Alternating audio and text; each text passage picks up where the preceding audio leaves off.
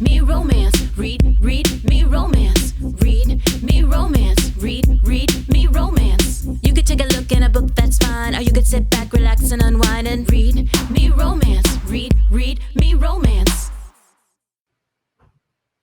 Welcome back, lady listeners. Hey, lady listeners. Welcome to a brand new week at Read Me Romance.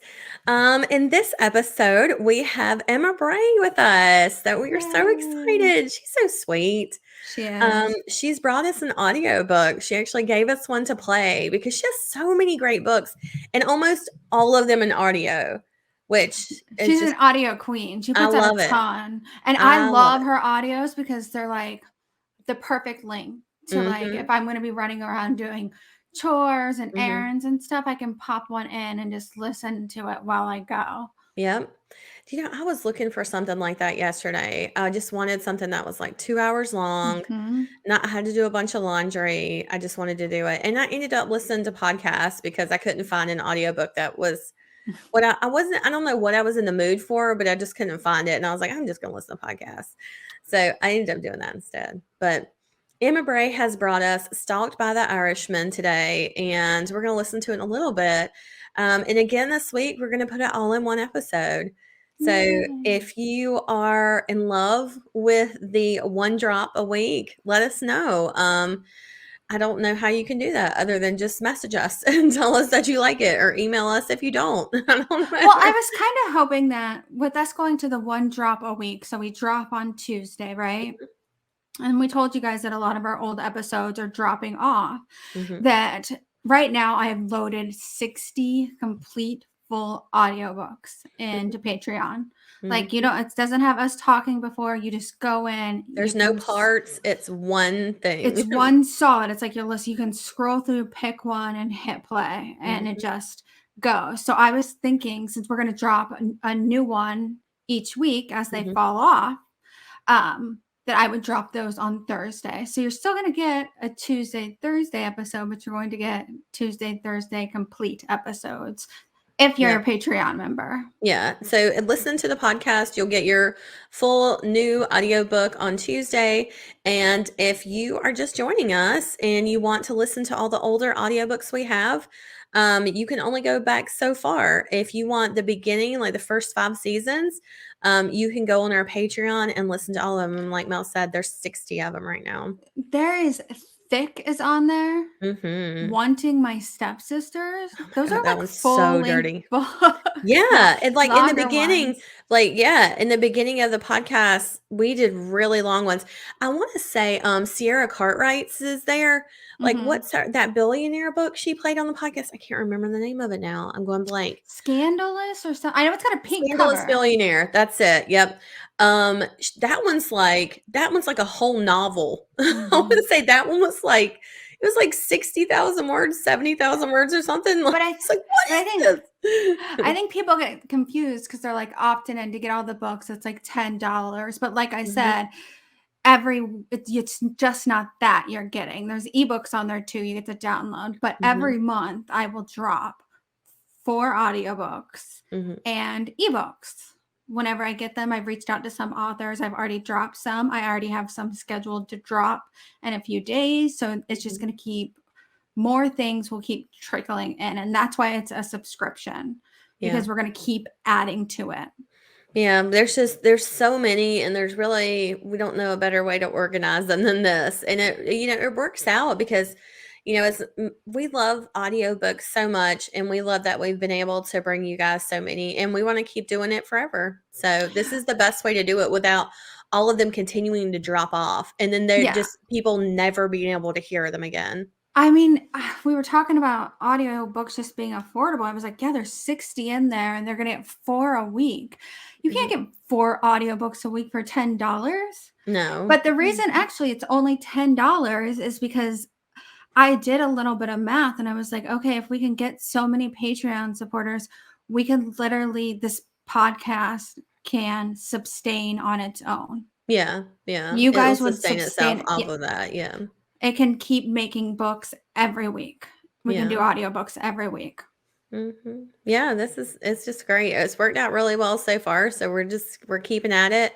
And again, that's kind of why we're going back or we're not going back, but we're going to start doing them a full audiobook in an episode. So, and we'll try not to talk forever just so they're not super long, but I got shit to say. Okay. So listen up. Oh, I need to ask you. I know. I was Okay, about to you got to say. tell me about the sex thing. So listen up, friends. Melissa texted me like days ago. She was like, "You need to ask me about the sex thing on the podcast. That's all. You just need to do it." I've had this in the back of my mind burning for days now. So give it up, bitch. I died. I could not stop laughing. So me and my husband are fooling around. He just got out of the shower. Around. You sound like Fooling such around. a slut. He just got out. I took a shower. He just took a shower. We know what's about to go down. Yeah. I'm already laying in bed, kind of reading or whatever, and he comes out of the shower. We start to make out, and he goes down on me. And all of a sudden, a cat comes flying through the air and like latches on to Rob's bare ass. What? Why Why? he's going down on me? I don't know. Because this cat's crazy. He likes to just pounce on things. He thinks it's funny. Like if you're walking down the hallway, sometimes he'll get you in the back. You're like, motherfucker. Is this the big cat or the little cat? It's the crazy one. He's small. Okay. But he left scratch marks on his butt. And then I could not stop laughing. I'm like, I don't think I can do this. How long did it take him out of the game? That's all I want to know. He never really stopped because the cat just jumped on my ass. And I'm like laughing hysterically. And he's still going. I'm like, oh. And then I can't do this. And then I take my hand down. And the cat's like on the back of the bed, the headboard, staring down at us. I'm like, he's watching me. Oh no. Oh my God, that's so uncomfortable. No. But I could not stop. Even when we were done, I keep saying, remember that time the cat attacked your bare ass? I don't know. Was there something on his ass? Maybe he thought it was a threat. Oh, that's amazing. You know what? This is why I kick all the animals out of the room before we fool around. This one sticks his paws under the door and messes with the carpet. He's wild. He is the most cat I've ever known. Mm-hmm. I think I have never sent you the video with him and Isabel. She'll jump back and forth, and he will run and jump into her arms. He'll leap 4 feet into the air and just blindly trust that she's gonna catch him. Oh, I love that. And so she catches him. That's so precious. But he's so curious about stuff. I open my fridge and he slips in behind there, and you almost shut him in there and shit. I closed mine in the closet earlier this week. I didn't mean to do it. I was getting something out, and I guess in the millisecond I had the door open, he was like, "Whoop." And then I came downstairs and I heard him crying, and I was like, "Calm down. What are you doing?" And I walk upstairs and I was like, he stopped crying. And I was like, "Where's the cat?" I looked for him everywhere before I was like, he's in that fucking closet.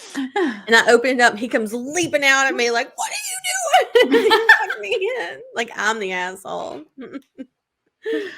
I forgot to mention on last week's episode that I finished Shanora Williams's book called Vicious Bonds. Yep. It was fantastic. I loved it so much. There was everything in it. It was so good because there's twists and turns, but there's a little sci-fi element happening, and it's great world building, but it's not really overwhelming. And her main character is sort of emulated. His name's Thomas Shelby off of Peaky Blinders or Cillian Murphy. Mm-hmm. So that's who he's based on. He's fun as fuck. And so the sex was hot, and oh my God, it was so hot. And I was worried about the cliffhanger because this is the first book in a series. I don't know if it's part 1, part 2 or what. I'm actually having breakfast with her tomorrow. So I'm going to dig for information. I'm going to be like, "Hey, what's happening?" So, But no, it was fantastic, but the cliffhanger was not that bad, like, it really ended in a natural place, like, you kinda knew what was coming, and when it happened, it was like, "Okay, well, obviously, it's gonna work out because there's book 2," so Yeah, yeah. I think when you told me the cliffhanger, I was like, okay, that's a different type of cliffhanger than sometimes they give you like, was he cheating? Yeah, yeah, no, Those it's are the not like ones that are yeah. like, oh my Oh, I hate that. God. Where, like, they walk in and he's with another woman pulling up his pants or something, and you're like, Yeah, "What something the like fuck?" Nah, nah, no. it was so good, though, but she's a great writer, and the audio, holy fuck, the audio is good. It's, I think it's Shane East that does the guy, and he's got a Mhm. great voice, but I'll tell you what, though, the girl is the one that nailed it home for me, and I should look it up because I feel like I've listened to her before, but I cannot remember what she's done, but her voice was so good. There was actually, like, several accents that she had to do for different Oh, characters and stuff wow. throughout the book. Yeah, and, like, seriously, super, super talented. Let's see, narrated by Shane East and I don't know how to say Aru Nash, Aure, Aru, Aru, Aru? I'll look it Um up when we're done and put it in the show Okay. notes. She audioed Until Willow by Aurora Rose Reynolds. Okay, I've I probably think definitely heard I her. think that's her. Oh, wait, hold on. Maybe that just popped up as a suggestion. Hold on. Oh my god, I could totally be wrong. Well, it doesn't have anything else. Now I'm gonna have to go back and look. But yes, Aure Nash. She like I said, her voice, I want her to narrate everything. She was so good. So I read that. I have a couple other books. I pre-ordered Allie Hazelwood's book. She has one that's coming out soon. And I can't remember the name of that either. I've pre-ordered all these books, but on audio, it doesn't show you like that it's coming or whatever. Or because I Mhm. went the other day, I was like, oh, let me make sure I pre-ordered that. And it wouldn't let me do anything to it. It wouldn't let me add it to my wish list or buy it. And it didn't say pre-ordered. Did I I, tell you I was in the airport and I seen her books, yeah. and I don't know why, it just made me smile so big when I seen them. Oh, did it really? Yeah, It's I such was a good like, book. God. Huh. Like, I'm like, "Yes, there it is. We're in the airport, a romance book, one that's Yep. we all love and like, Mhm. and I don't know." It's It so just gave me good. the warm feelings, the Mhm. tinglies. Because I sometimes love you see the seeing it. same authors in there, and it was nice to see her. I Mhm. was like, "Oh, that's Yep. badass." I had to run up to Walmart tonight to grab some stuff, and, when I was there, I always go through the books. I'm like, "Let me just go check on my friends," and I'll just, like, roll through and see. And, yeah, I saw Allie's book in Mhm. there too, and I was like, "I love to see it," and it was so cool, like, going through and we actually have a pretty good romance section there. They have, like, a Harlequin, like, block, and they have a bunch of those that are on there that I love looking at, so Because I actually believe that there is this underground Harlequin older women Oh, yeah. audience Oh, that yeah. they go to Walmart every week and they buy the new Harlequin books. And Mhm. there's these authors that make these books for that. I mean, it's like just a paperback market pretty much for this. Yep. I feel Is like Jessica Clear got in that a lot, like with her books, her cowboy books, because they were always in that section. I mean, she was through this was it Berkeley? Is that who she was? I think it was I Berkeley. remember her telling me like one of her books I didn't see Mhm. it sell like crazy on ebooks, you know how sometimes you see Mhm. on, and she's like, we're like on our third printing. And I'm Yep. like, there's this audience out there that just reads these paperbacks. They go into Walmart, they go into Target, and they Mhm. just grab those. No, you're absolutely right. And I see a lot of people like some of my friends and stuff will post up that they just like, "Oh, I just grabbed this at the store." And it'll be like some random book or something. But I'm like, "Oh yeah, that's definitely those kind there's those people that just go into a store and just buy a book off a shelf without doing 10 hours of research." What kind of that's like some serious trust. I'm like, where'd you get that No, trust from? I know, but I'm it's on like Goodreads. I I have like know. Like, do you know I how many people I have to ask about a book before I'll go into it, you know? Like, what must that feel how free they must feel when they go in, they're like, "I'm just gonna get this one." and just walk out with it. I literally have people that probably don't even know it that I stalk on Goodreads. They're just readers, and I stalk the shit out of them. Mhm. I stalk their bookshelves. I see what they're reading, what they Mhm. said, how they tagged it. Yep. And I gotta think though, like the people that are going in and pulling them off the shelves, they've never been hurt by a book. You know? They've never been personally victimized by a romance book. And I have. So Like true. that's all I can think of. I don't know. Oh But god. so I watched the Chris Rock special. Wasn't I it It amazing? was really good. It was really, really good. Yeah. You were right. Like, it was a great explanation of what happened for him at the Oscars, kind Mhm. of how that story began. And I loved his perspective on, like I said on last week's episode, he doesn't ever strike me as the type of person to say something unintentionally. So it seemed like he was very intentional with everything that he said. No, Obviously, if he was recording the stand up, but yeah, just even I in general. I felt that it was almost poetic because you kept seeing that we were building to something and looping back and then Mhm. building again, and we'd do another loop and we'd build Mhm. higher and higher. And like, this is so interesting how he's actually laying out these jokes that go back In to sort of something. defense to what his Yeah. story And is. Yeah. it's just so interesting how he laid it Mhm. out. I was like, this is like brilliant. Yeah. And I like that, he says, it didn't start at the Oscars. It wasn't one joke. This was for the Smiths. It was there a long time before that, and this was Mhm. just a culmination of a public embarrassment. And he was like, and it landed on me. So, but I did find it fucking hilarious when he was like, Will Smith didn't hit 50 Cent. He hit me. Like, because he knew how much smaller I am than him. I was like, oh shit. But, anyways. I don't know. People were like, "Oh," when he got smacked. All I could think after he took that smack was how fast he came back from it. Yeah, right. That Like he was he just didn't like, like and next. he didn't push to anger. He didn't Hmm. push to.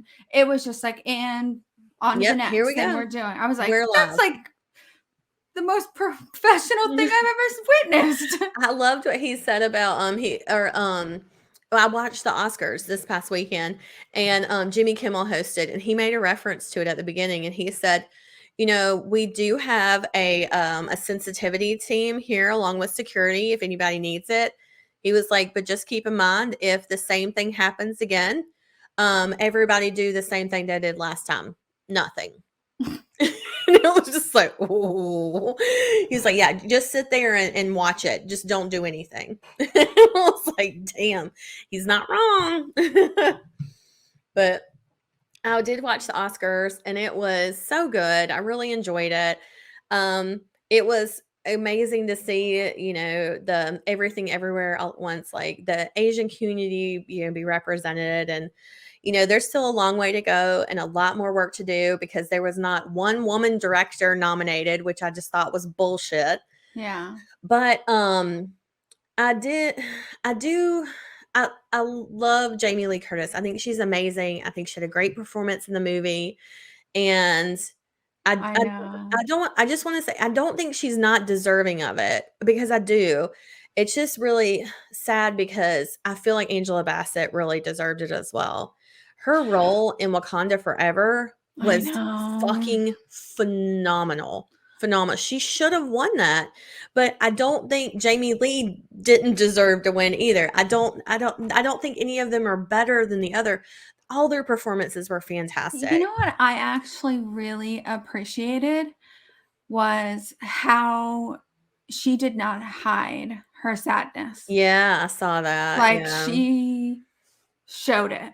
Yeah, she was very disappointed. You could see that. You could see she was really disappointed she didn't win, because I And I think she don't know, there's really just wanted something it. I just love the idea of her expressing that emotion Yeah, yeah. of it. And I follow Lainey Gossip, who is just amazing. I love her so much. She is a gossip. She does like a gossip website, like a blog, but she's actually I don't know, like an interviewer. I don't know what a reporter for E News in Canada. So for E-Talk, that's it. That's like their E-News, their version of it in Canada. But I follow her since like her blogging days back before I was married. That's how long I've been following this lady. I love her. But she had a really good insight because she's been in the like entertainment business for so long. She knows everything. But she's like your mom. She collects all the bones. So she was talking about Angela Bassett, and she was like, Angela Bassett should have been a, Oscar winner 10 times already. And she was naming off the movies she did. And she was like, first of all, when she did Malcolm X, when she was, and then when she did the Tina Turner, like biopic as Tina, when she did Waiting to Exhale, when she did, again, Wakanda Forever, when she did, oh shit, what was the other one? I can't remember. But anyway, she listed off all these fantastic movies and how these movies and parts of them, how Stella got her groove back, how these movies were like nominated for Oscars and she was nominated. But again, like, I don't think she had ever won. And it was like, this Wakanda role was so perfect for her. And she nailed it like 10 out of 10. And then she missed it. And it was like, once again, she's passed over. So I'm assuming, again, like, I don't know what she feels like, but I would assume that was, again, part of the disappointment. Not just that she missed out on it, on this role in Wakanda Forever, but that once again, she's passed over for a white person, Yeah. And that has to be like, that has to be so hard. I just can't imagine. I feel for her. And like, again, I thought Jamie Lee Curtis was phenomenal and very deserving of it. And, having this be her first Oscar nomination and she won, like that in itself was crazy. But this, in the movie she was in, the movie swept. I mean, it was like, they got, best supporting actor, best supporting actress, best actress. It didn't get best actor because that went to Brendan Fraser, but like it got best movie, best director, it was like everything you could think of. This movie swept. So it was like, again, I don't think that this role wasn't deserving for Jamie Lee Curtis. It just like, it bums me out that there's not two, Yeah, but there's not two. I just feel so Jamie bad. Lee Curtis does. She's a really good person. She does a lot of charity work. Yeah, and she's really active in like the LGBTQ community, and her daughter is trans, and she speaks out and advocates for trans rights, and I think I think she does a lot of good, but I think it's awesome, and I'm so glad she won, and she was just really sweet in her speech. It was really great, but I just couldn't help be a little bit heartbroken for Angela Bassett. Sure. But I did love that the guys came out and oh my gosh, I'm losing my mind tonight. It was Michael B. Jordan and oh my God, I just went blank. Somebody's screaming at me, but the guys came out and like one of them said, "Hey, auntie," and the other one said, "We love you," before they like did their acceptance speech or whatever. But anyways, it was just, overall, it was fantastic. And Brendan Fraser, when he won for The Whale, I cried. Like, I watched his speech. You could tell he was so nervous. Like, can you imagine, being up there? There's no way. And so when he was up there, he was so nervous, and you could tell it was like kind of stumbling over his words a little bit. But afterwards, they do like the press junket or whatever that's afterwards. There's a big press room, and they can answer questions. And when he was in there, it was just so beautiful the way he talked and stuff. And he kind of like took a moment and gathered himself, and he really had time to say, what he, more clearly what he felt. So that was really cool too. So, but yeah, it was a lot of fun. I really enjoyed the Oscars this year, believe it or not. But so the other day I was scrolling through some stuff, and Bethany Frankel, I don't know if you know who that is. Yeah, a housewife, right? She was the one that had the skinny stuff, right? Yes. Okay. So she did a TikTok about fashion, and Anna Wintour, she's like the biggest fashion whatever. Yes, ma'am. And I guess it's coming out that the Kardashians will not be invited back to the Met Gala. So Bethany, I can't break it down the way she did. She goes through these eras, and every time something happens, Anna always reacts when Black Lives Matters happens. There's a pushing with the fashion. And she's like, anytime something big happens, there's a change and a shift, and she moves with that. Mhm. And she goes, I think that we've come to a point where people are on a fashion overload from the Kardashians, and we have really forgotten what this is about, that it's gotten too showy. Okay. Instead of like maybe about the art of fashion The or art, well, they said, well, part of it was that I think Kim destroyed a little bit of that dress. So she inherently destroyed a piece of what would be considered art in that world. oh, what? The Marilyn Monroe dress? Yeah. I mean, that's one of the most iconic dresses. I know, but I didn't think she altered the dress though, did she? They said there was some damage to it. Oh no. So they're like going back to the drawing board, and they said that we're missing some of these people that are just true fashion people, that Yeah. they don't have stylists, they don't have whoever. They go into the store and they see a shirt they like and they pair it with this and that and here and there. And she's like, we're missing all of that. And even Tom Ford was like, I want us to go, why are we showing up like this? This isn't real. This isn't, it's weird to going back to the traditional, but I just found it interesting. I was like, oh, damn. I'd be curious like what their vision would look like if they could sort of curtail it to what they want it to appear as, you know? Like, what would that include? Because it actually surprising because the Met Gala is like one of the hardest events to get into, you know, because it is really based on like influence and style and that kind of thing. So, you know, to see like somebody that's like a TikToker attend the event and you're like, I side eye them, like, how the hell did they get a ticket, you know? Yeah. Because you got to think like, most people that come to these are like fashion moguls, you know, like people that are really invested in it. It's not just because they have a lot of followers. Yeah. That doesn't necessarily equate getting an invitation. Yeah. So I just wonder what that would be for them, were they to go back and redo it.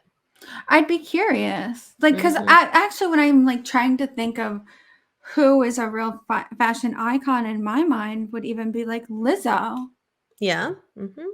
I know Kim Kardashian is not pairing her pieces. In fact, Kanye West styled her. He was the artist behind her. Yeah.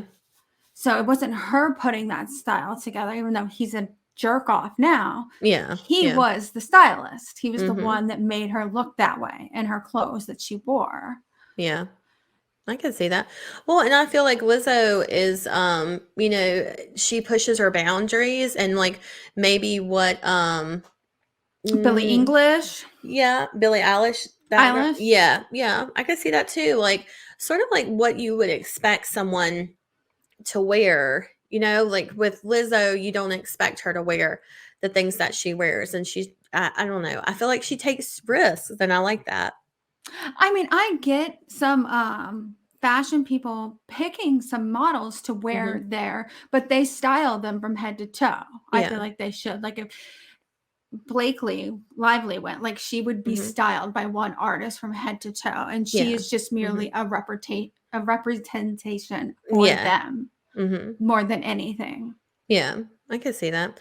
But, you know, and it's funny too because like I don't, you know, obviously I don't adhere to any sort of fashion rules or like have any investment in them, but I do really love watching those shows. And I loved watching the Oscars, you know, for the clothes and stuff, and even the commentary afterwards to see what people thought and, you know, what their opinions on it was. Again, like, you know, if you're looking for somebody to follow, Lainey Gossip is great. Like her fashion is fantastic, and I love all the things that she has to say about it. And her blog, Lainey, like you just go to LaineyGossip.com, but she writes pieces about not just like gossip in Hollywood, but about the clothes and the designers, and she's super into fashion too. So it's awesome. I hate saying this one, and she might have a stylist, but Haley Beamer puts on some clothes together sometimes that I'm like, that's a really cute pairing. Yeah. I don't know if it's her that's doing it. I'm not a fan of hers, but sometimes when I do see her in an outfit, I'm like, that looks pretty good. I don't know. Maybe so. I'm sure she's got people, but I mean, still, I don't know. All right. Well, let's talk about Emma Bray for a little bit. You want to? And then we can play her Do it. book. I know. Let's do it. Like I said earlier, you're about to listen to Stalked by the Irishman. Stalked by the Irishman is part of the Kissing Irish duet. The other book is called Kiss Him, He's Irish. It's about Derek's friend Thomas and Rachel's friend Ella. It's available in audio too. Readers can always pick up a free copy of Sex and Candy by signing up for Emma Bray's newsletter at her website, authoremmabray.com. If you like the Kissing Irish series, you might like her latest release, Scottish Stalkers. It's another 2-book series. They're both live now. They should be live as of real time today. So when you're listening to this, they're both live. They're on the new release post. I put it up there yesterday. Great. Her giveaway this week is a signed paperback of Summer Love. It's a bundle that includes 3 novellas. And be sure to check her out. Like I said, sign up for her newsletter to get your free book. And she's got so many audios. She's got so many. They're everywhere too. So go check those out. And we Anywhere you really listen to appreciate audiobooks. her giving Yes. us this one for you guys Absolutely. to play. So I know. that's a big thank you. Yes. I'll read you the book bio. One look. That's all it took for me to fall hopelessly in love with Rachel. My Rachel. I'll do anything for her. The pretty little barista doesn't even know me, but I'll make it my mission to know everything about her. When circumstances force me to come out of the shadows, she's even more perfect than I ever imagined. But keeping my obsession under control is impossible, and it could ruin everything. This sounds fantastic. I can't wait. I'm telling you, I'll never forget. It was like 2 years ago. I was on a beach and I discovered Emma Bray. And I was And like, that was I just it. read 10 books. I just laid on that beach and read them all day. Over and over and over. I love it. I love that. That's awesome. Okay, well, let's do it. Let's send them in. We'll see you on the other side. Stalked by the Irishman. Written by Emma Bray. Narrated by Laurie West. 1. Derek. I glare at Thomas. We may have been best friends as close as brothers since we were wee lads, but if he touches my Rachel again, he'll lose that hand. The amused twinkle in the arsehole's eyes lets me know he notes my irritation. The only reason I've managed to keep myself from jumping out of this chair and barreling over there to rip his hand off hers is that I know Thomas isn't interested in Rachel. It's her friend Ella he wants. And lucky for him, my Rachel doesn't look interested in him either. It'd be a real shame to have to murder my best friend. But I would. I'd do it in a heartbeat for Rachel. I'd do anything for her. My obsession with her borders on madness. I'm totally aware of this, yet I can't do anything to stop it. I don't want to do anything to stop it. My life has new meaning and purpose now. Everything that came before seems so empty. I was just going through the motions, making money, being successful. But all the money and success in the world doesn't mean anything if I don't have my reason for living. And Rachel is my reason for living. Only she doesn't know it. She doesn't know me. Yes, we've technically met. Once. The day I looked into her caramel-colored eyes, and my world tilted on its axis.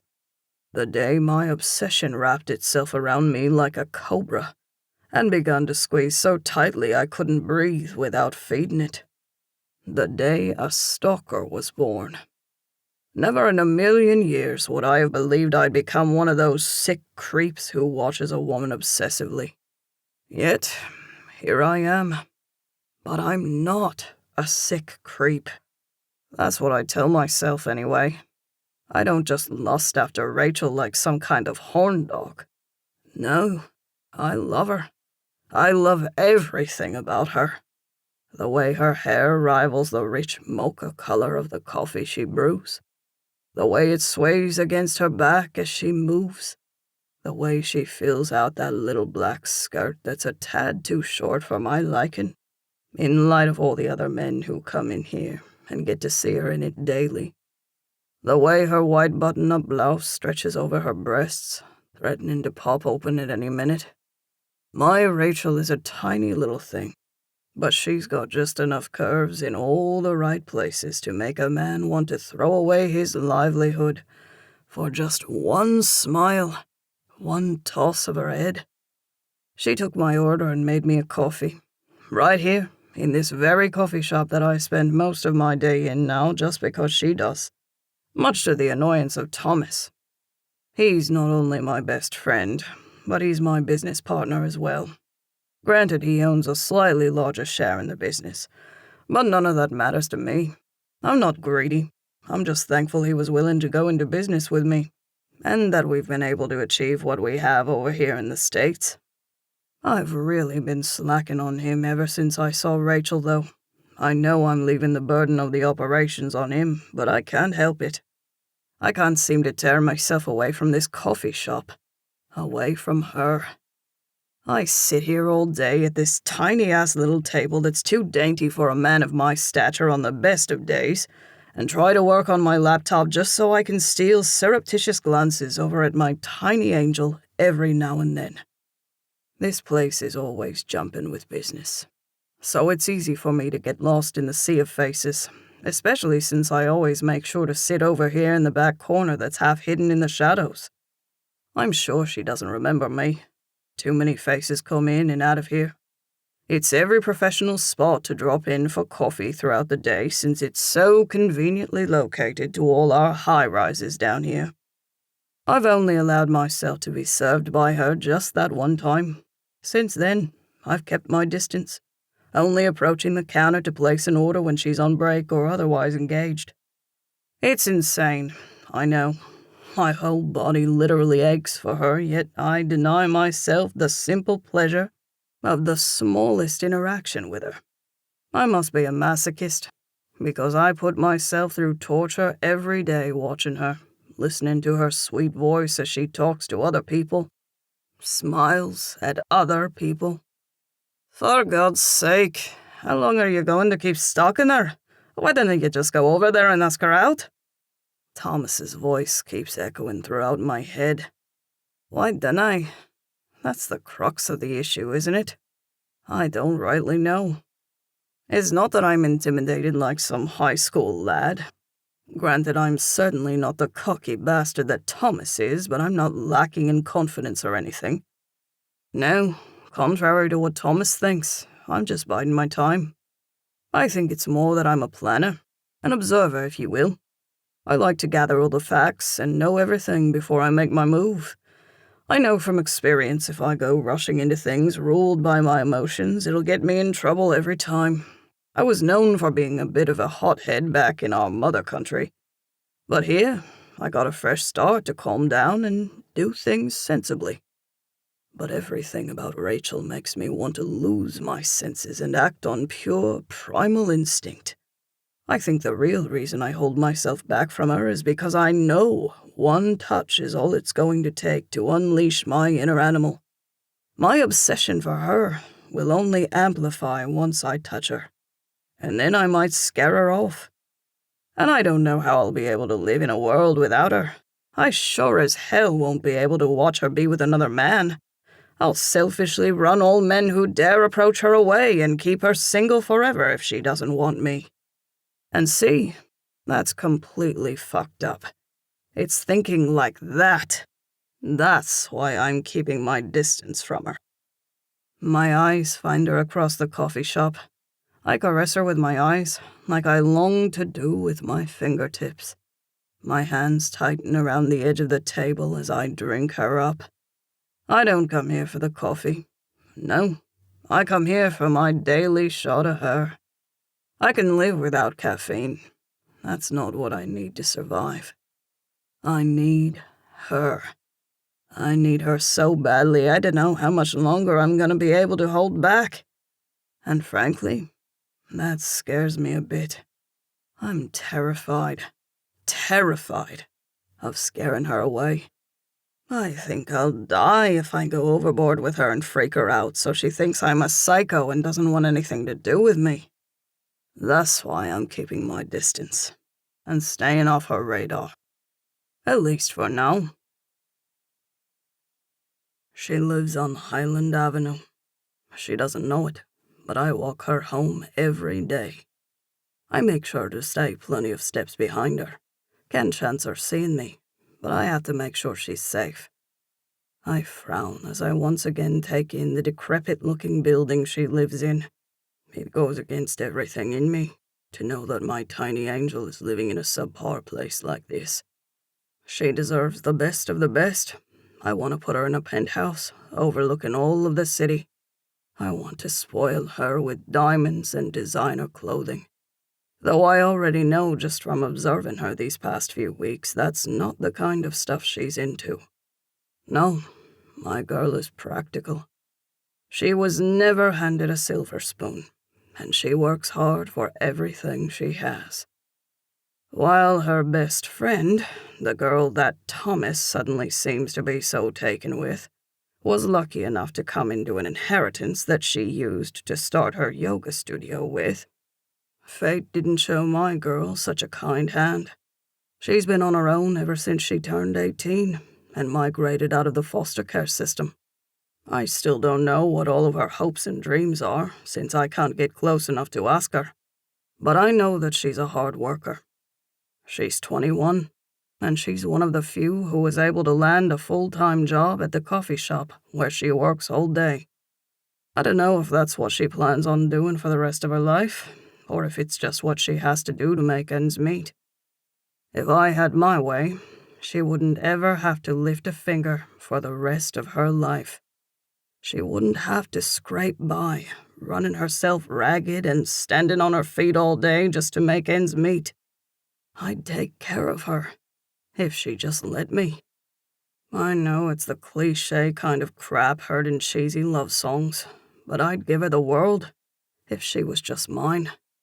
Hell, even if she's not mine, I want to give her everything her little heart desires.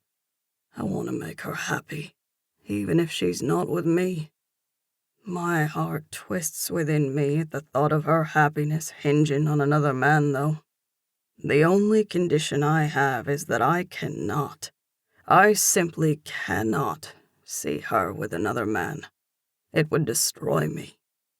You might as well put a bullet through my head right now.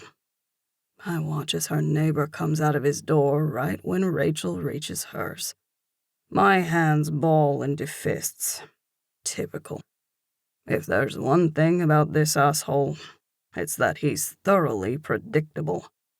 I know what the fucker wants, and what he wants is mine.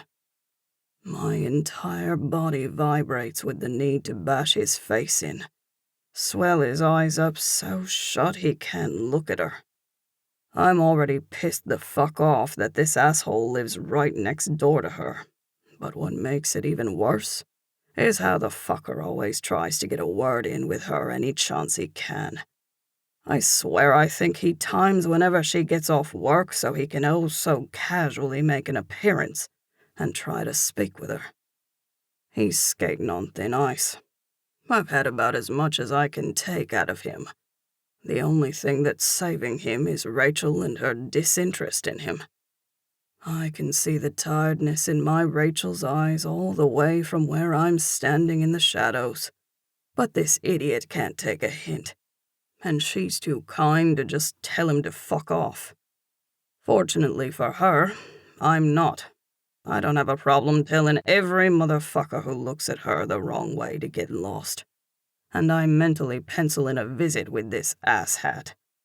He has yet to have the pleasure of a meeting with me, but he's just earned himself one. Hell, I've let his advances toward my girl slide too many times as it is. I tilt my head in their direction to better hear what he's saying to her. I clench my fists, rage pumping through me when I hear him asking her if she'd like to come over and have dinner with him some night. That she must be so exhausted when she gets off work and he always makes too much. Like he's just being a friendly neighbor, kind and considerate. when he and I both know better.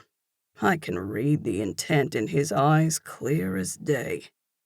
I stand with bated breath, waiting for her answer. I let out an exhale of relief whenever she promptly shoots him down, thanking him, but saying no. Good girl, Rachel.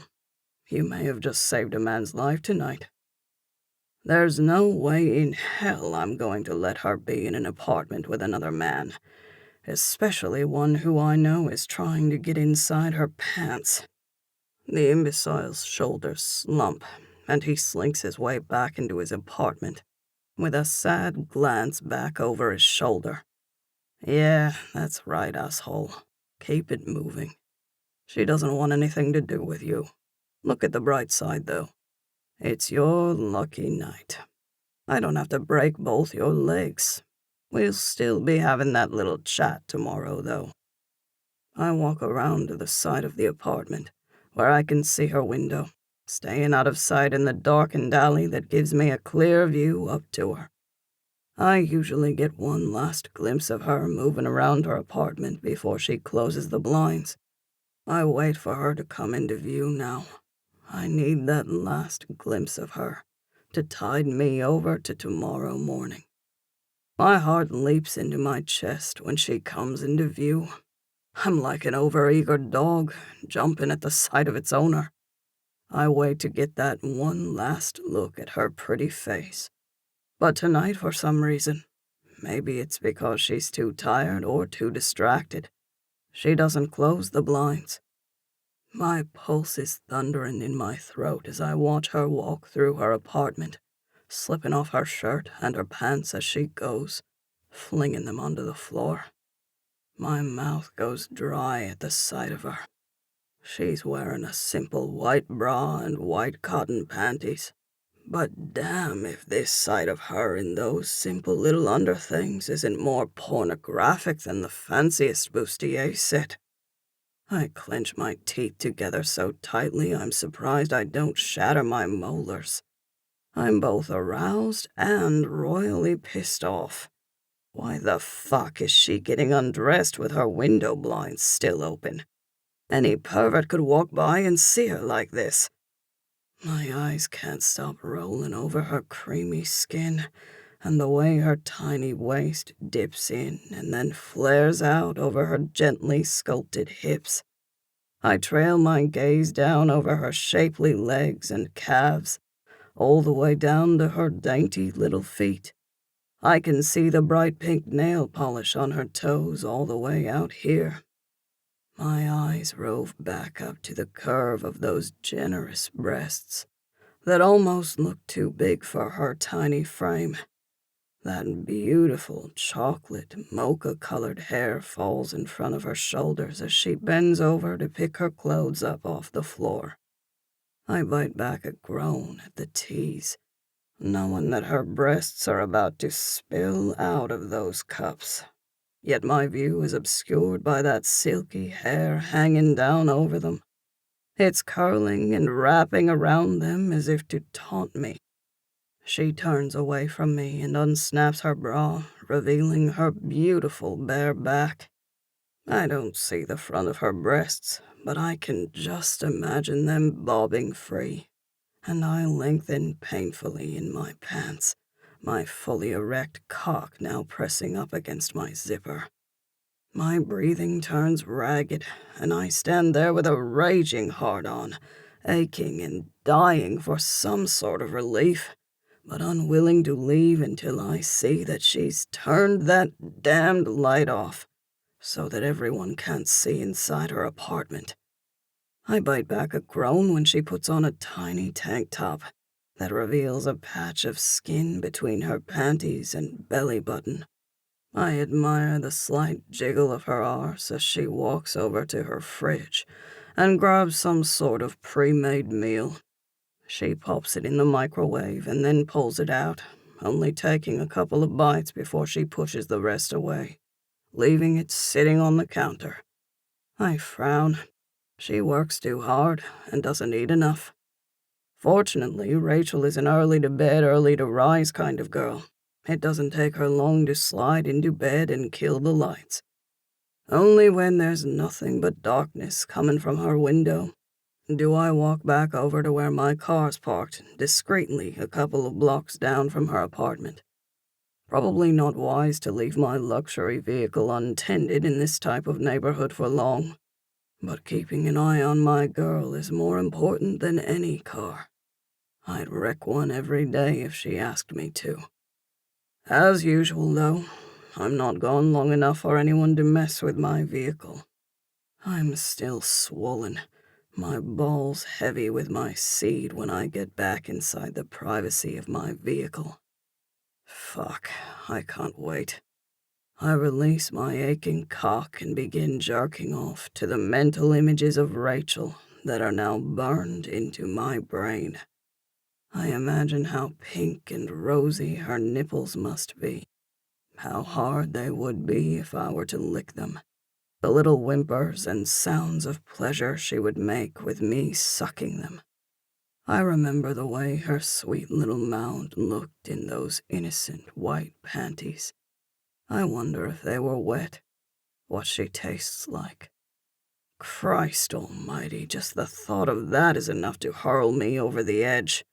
I come with a strangled moan, my head falling back against the seat as I bust harder than I think I've ever busted before in my life. After I'm cleaned up, I sit there staring up at her dark window for a few more moments. My jaw ticks with irritation. She has no idea that a man is sitting down here in his car jacking off to thoughts of her after being treated with her innocent peep show. The thought that someone else could have seen her undress makes my jaw harden. I squint and survey up and down the street, relaxing only a bit when I don't see anyone else in sight. And I'm specifically checking for people hidden in the shadows, like me. Satisfied that no one else witnessed my girl's nearly naked body, I start up my car. One thing is for sure. This is never going to happen again. I'll be taking care of those blinds tomorrow. And I still haven't forgotten my meeting with her too friendly neighbor. That shit's going to stop too. 2. Rachel. I'm beat. After standing on my feet all day and running back and forth to try to fulfill customers' orders as quickly as I can, I'm just exhausted. Who would have thought that making coffee all day would be such a physically demanding job? It's just go, go, go from the time I walk in the door. The coffee shop is in a prime location. Business is always hopping. But I honestly love that about it. I like to be so busy that my work passes by in a quick blur. My day goes quickly. I would hate it if I did something super boring and my day drug by. Plus, this might sound totally lame, but I honestly love being a barista. I've always had a passion for coffee. Call me a basic bitch, but I'm the girl who shares memes of coffee on her social media profiles. I love coffees with sweet creams, hot or cold. I love the coffee shop vibe. I just love everything about it. I'm honestly a little bit jealous of my friend Ella. She lucked into getting enough money in an inheritance so that she could afford to follow her dreams to start her own yoga studio. If only I had had some rich uncle or other relative who left me a nice lump sum of cash where I could have started my very own coffee shop. Don't get me wrong, I'm very grateful to have the job that I do. Most of my coworkers don't get to work full-time, but I somehow finagled my way into it. My job pays the bills, and it's not like it's all about the money for me or anything, but I would really like to own my own place and do things my way. I'd like to be able to experiment and come up with new drinks. I can already envision everything in my mind. The cute displays I would have. Everything I would do to make my coffee shop experience better than all the rest. Maybe offer some live music. Maybe have some guest speakers, some of the city's trendiest poets and authors do some readings. It would be more than just coffee. It would be the experience. Unfortunately, I don't have the capital to start my own shop, though. And with the way my saving is going, I won't have enough to do that anytime soon. I'll be an old lady before I can ever even make a down payment on owning my own shop. Oh well, the pay might not be amazing, but at least I'm doing something I love doing. My shoulders sag with relief when I finally remove my name tag and clock out. I'm going to have to do something about this exhaustion, though. I'm running myself ragged. Whenever a coworker needs some time off or can't come in for whatever reason, I always jump to cover their shift, which means I end up doing more than my full-time hours, which is great because I love the overtime pay, but at the same time, I know that something has to give. That fact is made even more prominent to me when I leave my shift and find myself fighting back a yawn. I lift my hand up and try to stifle it. Nope, doesn't work. This yawn is coming whether I want it to or not. I keep my mouth covered, my eyes closing instinctively as I yawn. That split second of having my eyes shut while I'm still walking is just enough for me to lose my balance. My heart leaps up into my chest when I feel my feet stumble. It certainly doesn't help that the sidewalk is teeming with people rushing home after work, so that I'm jostled back and forth. I flail trying to regain my balance, but I lose my footing and start falling into traffic. I look up and panic when I see a car coming straight at me. I close my eyes again, this time on purpose. I hear the blaring of a car horn. Oh God, this is it. This is how I'm going to die. You know how people say when you're going to die, your life passes before your eyes? Nope, nothing like that happens to me. Instead, all my mind can think about is how ridiculous my death will sound. What will they write about me in the papers? Clumsy, overworked woman falls headfirst into traffic?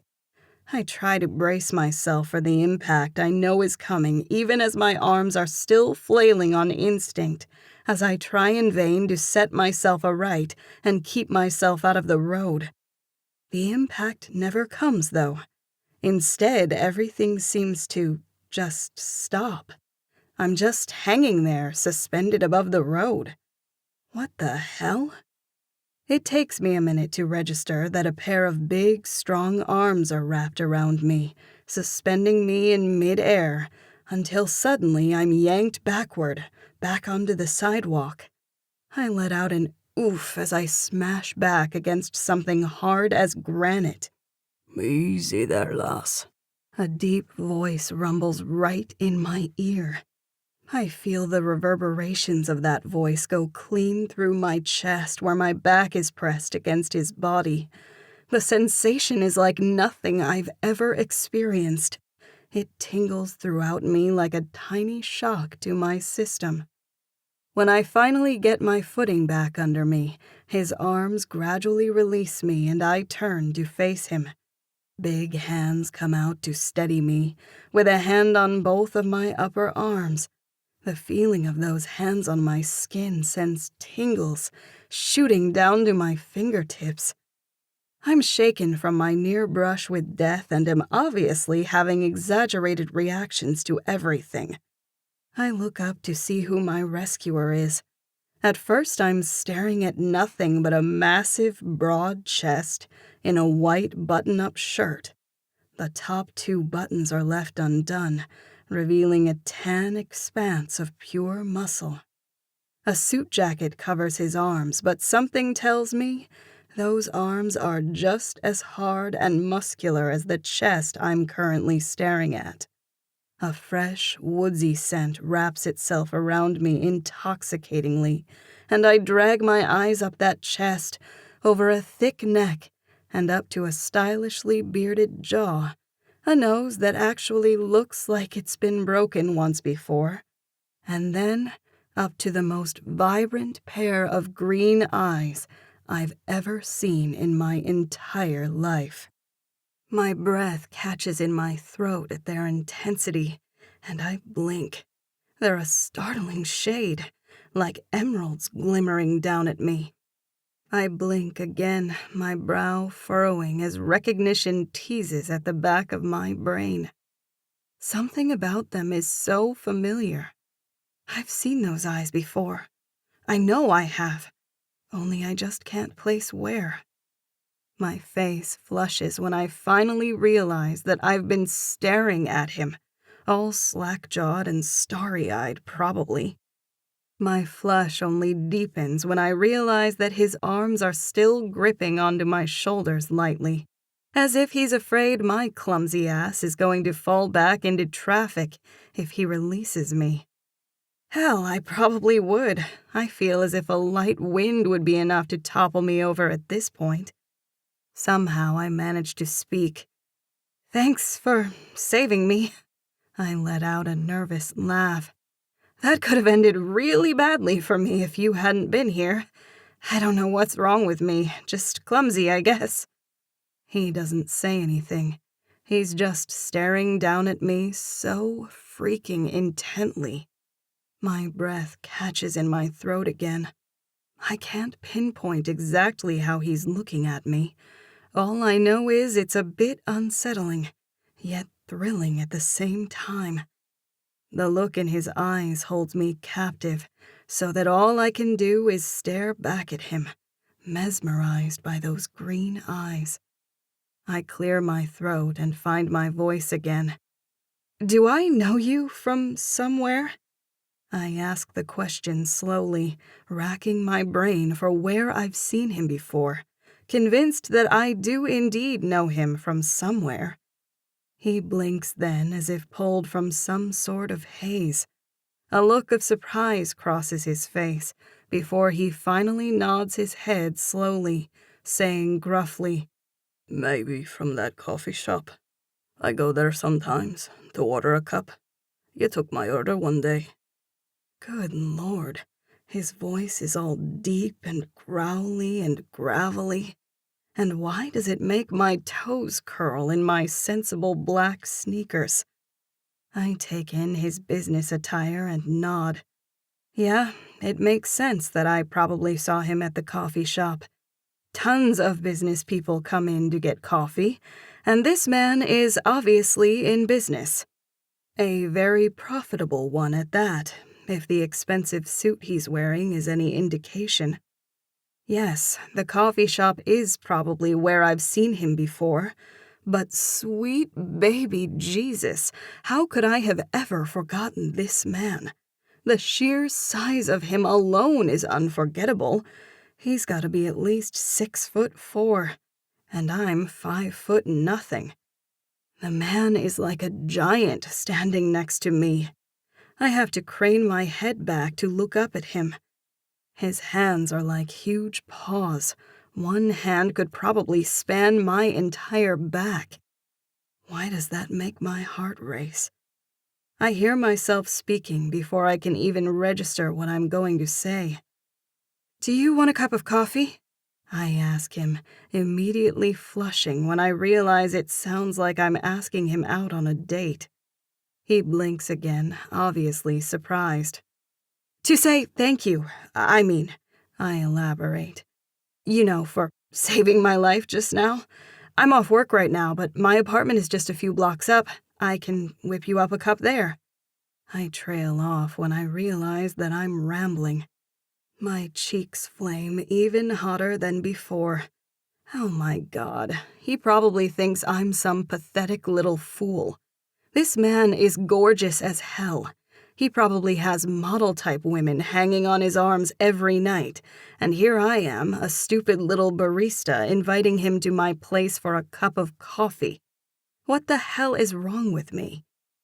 I'm mortified, about to die with embarrassment, when he finally nods slowly, his eyes never straying from mine, as if he's memorizing every detail of my face. Something about that makes me warm all over. "Sure," he answers at last. "A cup of coffee sounds good." He pauses before adding, "I'm Derek, by the way. I flush again when I realize I invited him to my place without even knowing his name.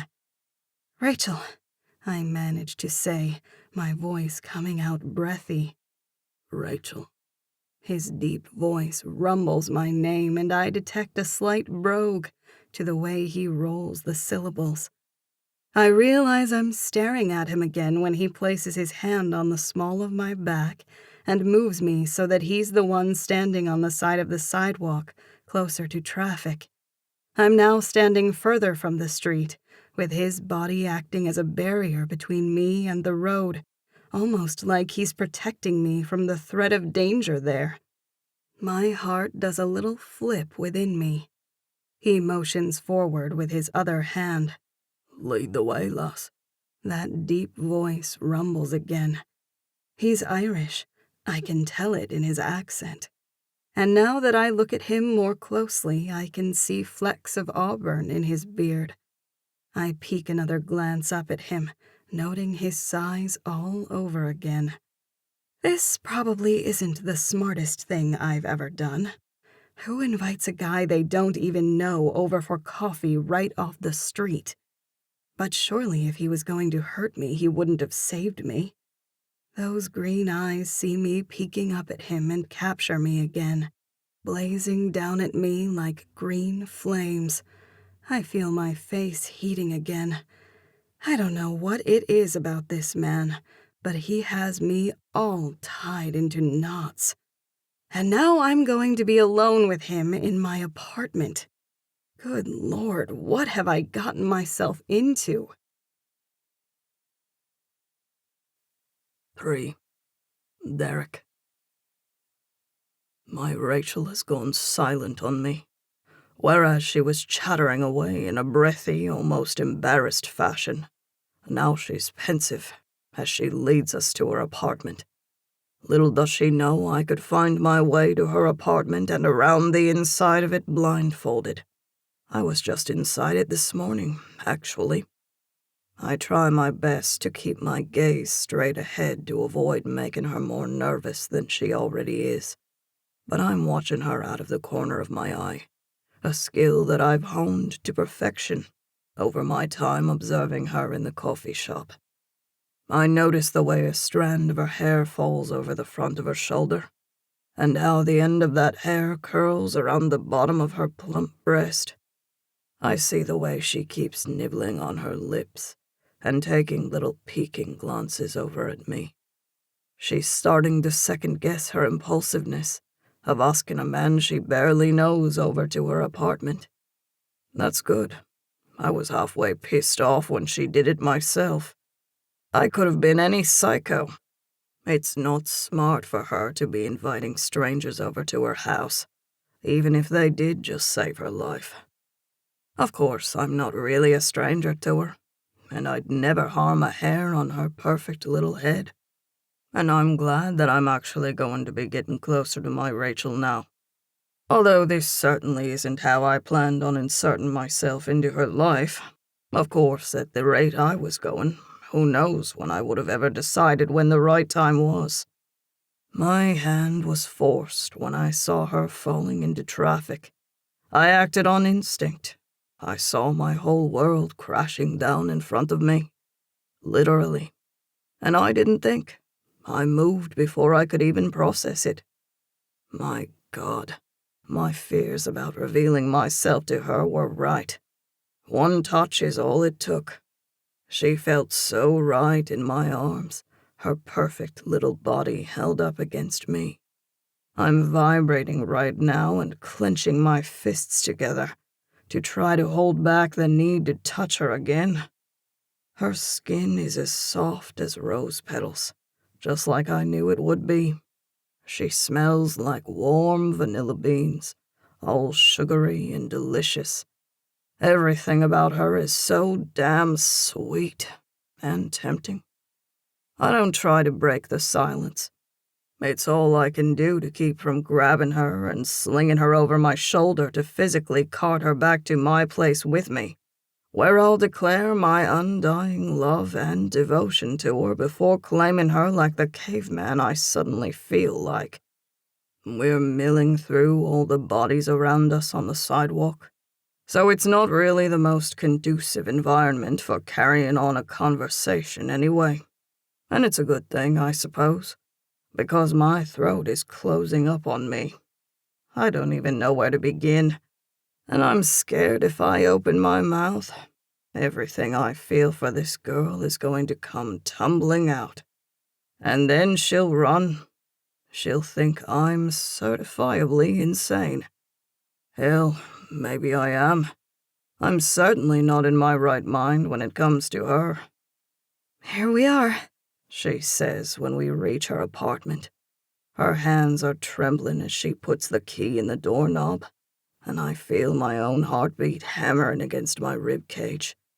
I'd love to have her trembling with desire beneath me. I'd kiss every inch of her perfect skin and soothe every fear.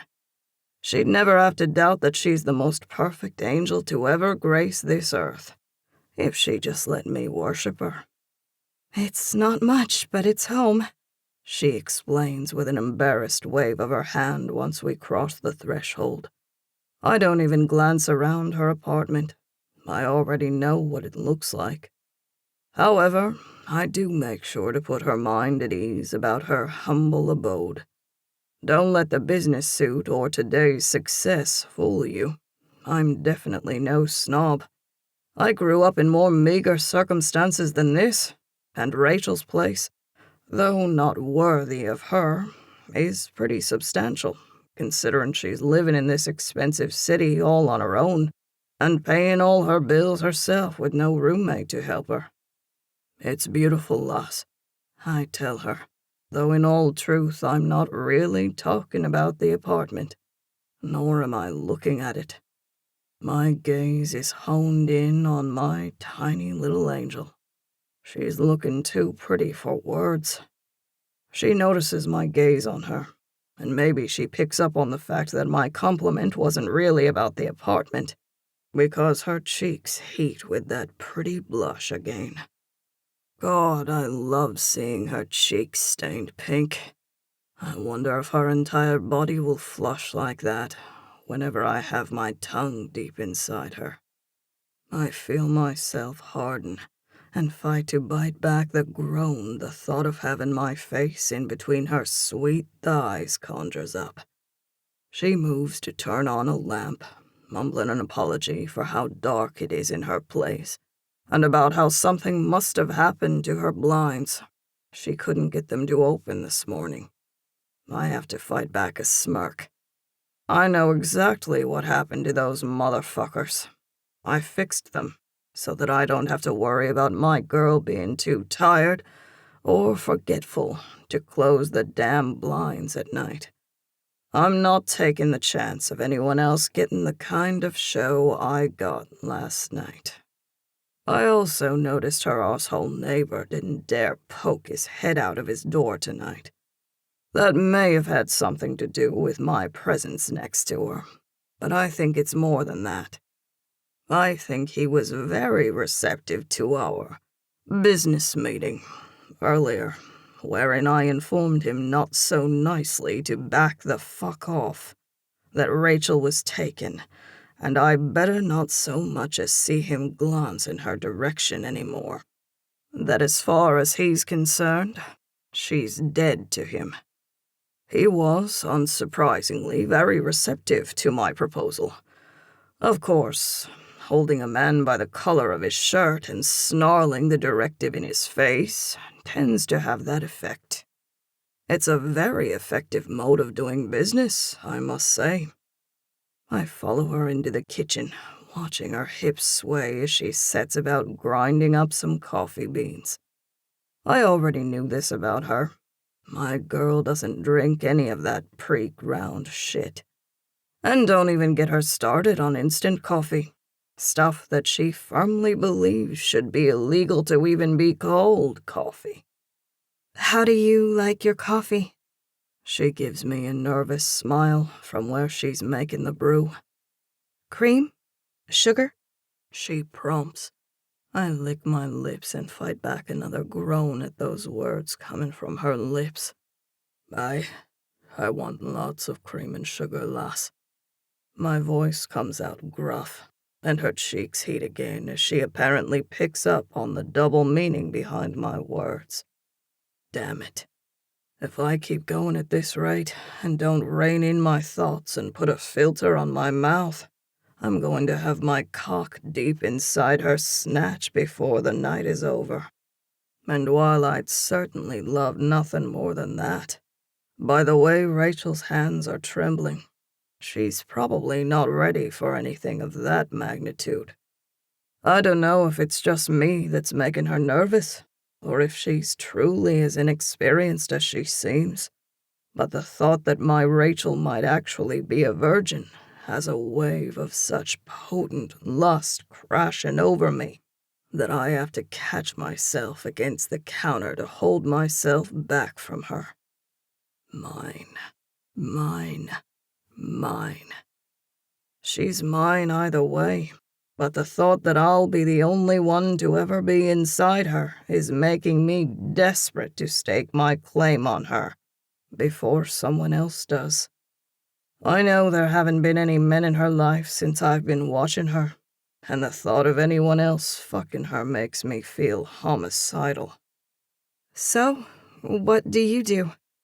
Her sweet voice breaks into my dark thoughts as she continues making our cups. I watch in spellbound fascination as she tucks a long strand of brown hair behind her ear. The move is so innocent, yet for some reason, it has my cock hardening inside my pants even more. So much so that it's straining against my zipper. I try to focus on anything else. I let her make the small talk if it'll put her more at ease. Maybe it'll distract me from the rod of steel between my legs that's demanding I plow into the girl in front of me and make her mine. I clear my throat. I'm a co-founder of Donovan Industries. Her eyes widen at that. She knows the name. Of course. Everyone in the city does. Wow, that's impressive. Her eyes are big and full of admiration. I just shrug as she hands me my cup. I take a sip of it, and creamy, sugary sweetness explodes on my tongue. I don't know why I told her I wanted a lot of cream and sugar. Well, yeah, fuck that, I do know why. I wasn't talking about the damn coffee. I was talking about her. I usually take my coffee black. However, I blink and am pleasantly surprised when I actually enjoy this overly sugary drink. I nod down at the coffee cup. That's what's impressive, lass. And it truly is. If she can make someone like me, who is a stout black coffee drinker, like this overloaded cup of sugar, then she's definitely got some sort of skill. She smiles a genuine smile that reaches her eyes. Thanks. It's a new recipe I was trying out. I've just been playing with it, trying to get it just right. So, you enjoy making coffee? I ask her, keeping up with the small talk. Her blush deepens and she tucks that strand of hair back behind her ear again self-consciously. I know it might seem kind of silly, but I really do love my job. Well, I mean, I love parts of it. I would honestly like to own my own coffee shop one day. But there's no telling when, if ever, I'll be able to make that happen. She lets out a little laugh. Fuck.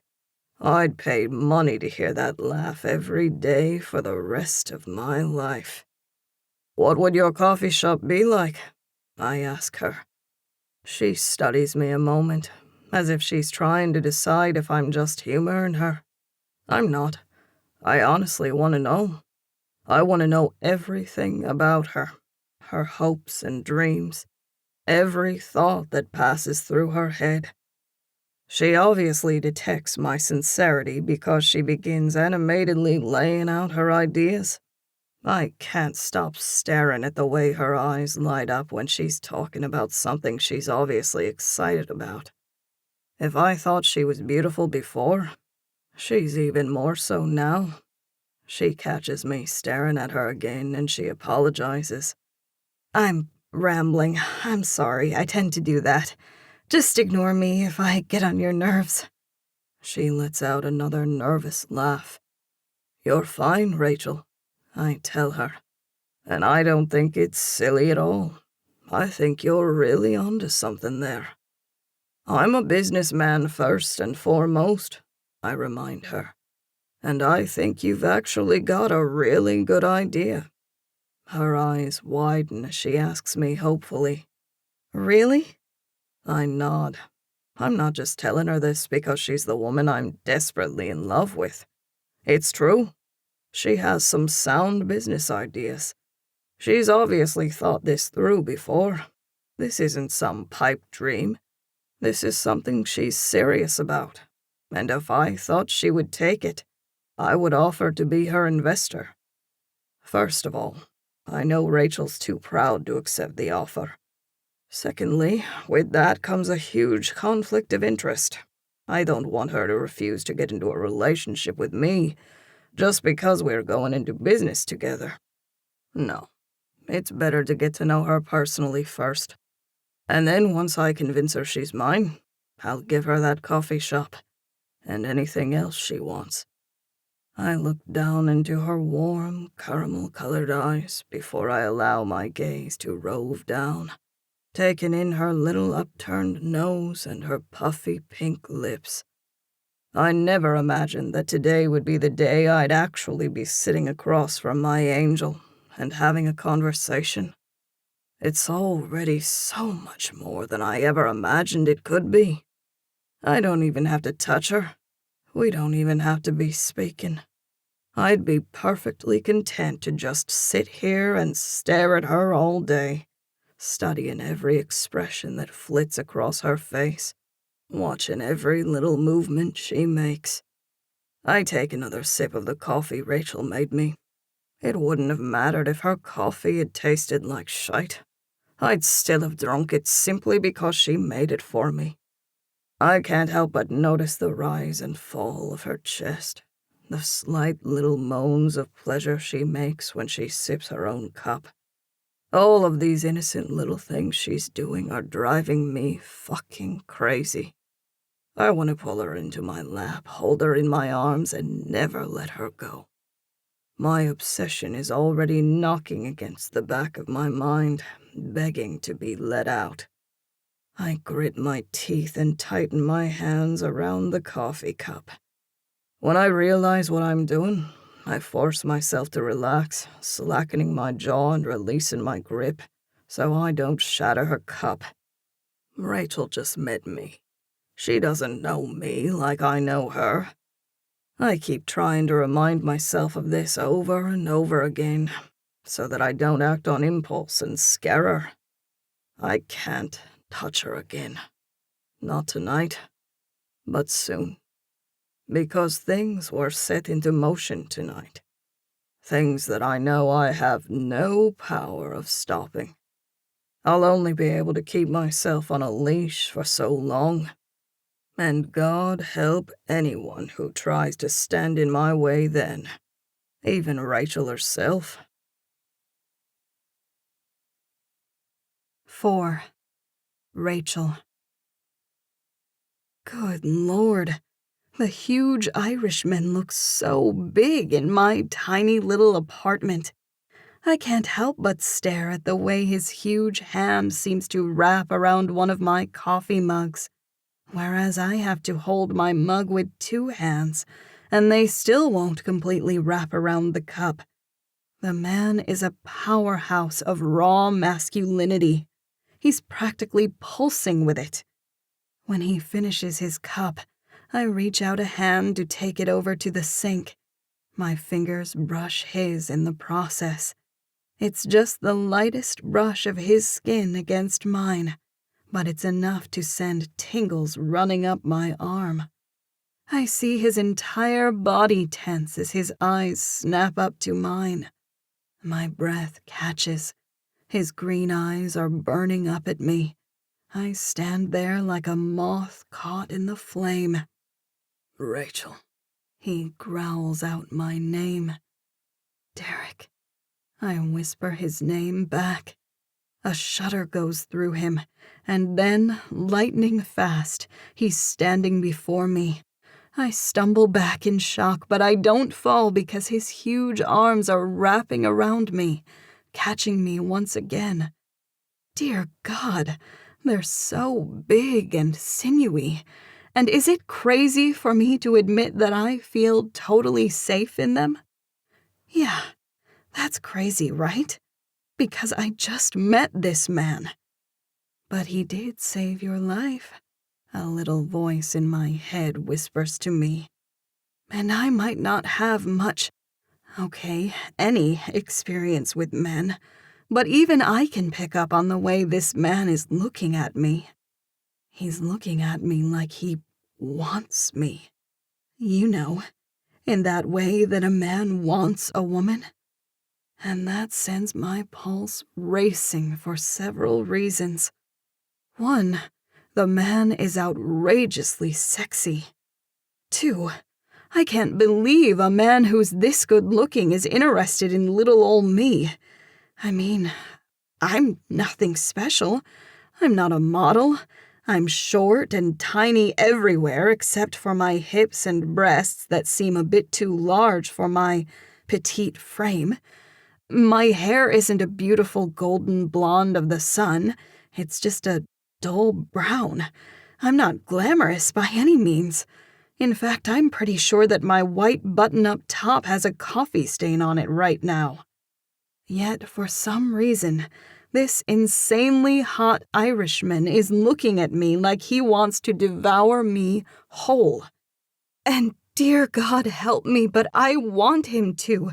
And that's crazy too, right? Because I don't really know anything about this man. Yet I know that I love the way his arms feel around me. I like the way he looks at me, like he's caressing me with his eyes. I like those flecks of red that I spot in his beard, and I can't help wondering if it's as soft as it looks, and if it would be scratchy on my skin. Say it again, lass. He prompts me as he towers over me, still holding me in his arms. My hands are pressed against the hard pecs of his chest. My head barely comes up midway to his chest, so I'm craning my neck back to look up at him. I lick my lips nervously. Say what? Were we talking about something? I can't remember. I've completely taken leave of all my senses. All I can think about is his big arms around me, and the sudden pulsing I feel at the apex of my thighs. My name, Rachel. Say my name. His chest rumbles under my hands. I bite my lips, turned on beyond words, at the lilting way the syllables come out of his mouth. His voice is low and gruff, and it has me instinctively pressing my thighs together, trying to ease that ache that suddenly blossomed deep within me. I lick my lips and peek up at him again. Derek. I whisper his name again, loving the taste of it on my tongue. Fuck me. He finally groans before he grabs the nape of my neck and crashes his lips down over mine. I'm so stunned all I can do is stand there for a moment. But then I register the feeling of his lips against mine, and I feel his tongue seeking entry to my mouth. I don't even think. My mouth opens on its own accord, letting him in. And sweet baby Jesus, when his tongue slips inside my mouth, it's like my body's floodgates have been activated, because moisture pools between my thighs. He tilts my head up to him, holding me how he wants me. He groans into my mouth as he begins to stroke his tongue in and out in an obvious imitation of the sexual act. My knees go weak, and I whimper and melt against him. His arm bands around me, holding me tightly against him so I don't fall. Is it pathetic that I'm 21 years old and this is my first real kiss? I mean, yeah, I kissed boyfriends in the past, but they were just simple pecks on the lips or one-lip kisses.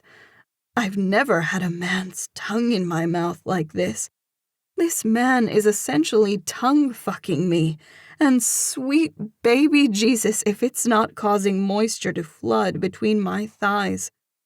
Taste so good, sweet baby, he whispers against my lips. Then he begins kissing along my jaw. His lips are everywhere, sliding sensuously down my neck, where he proceeds to lick and suck and bite. I moan and tilt my head to the side to grant him greater access. I swear to God, if he was a vampire, I'd be in trouble right now, because I'm willingly offering my neck up to anything he wants to do to me. He can bite the shit out of me, I don't care. Rachel, Rachel, Rachel. He chants my name like it's a prayer. He sucks hard on the side of my neck, and I'm flooded with sensation. I never realized a man's mouth on my skin could feel so good. His hands are pressing firmly into my back, holding me flush against him. I feel his hardness on my stomach, and good Lord, he feels like he's just as big there as he is everywhere else. I know the mechanics of how sex works, but I don't know how in the world he thinks he could ever get that thing inside me. He's so big where I'm so small, but my pussy is throbbing in tandem to the pulsing of his erection. She doesn't seem to care that he's big enough to tear her apart. She wants him anyway.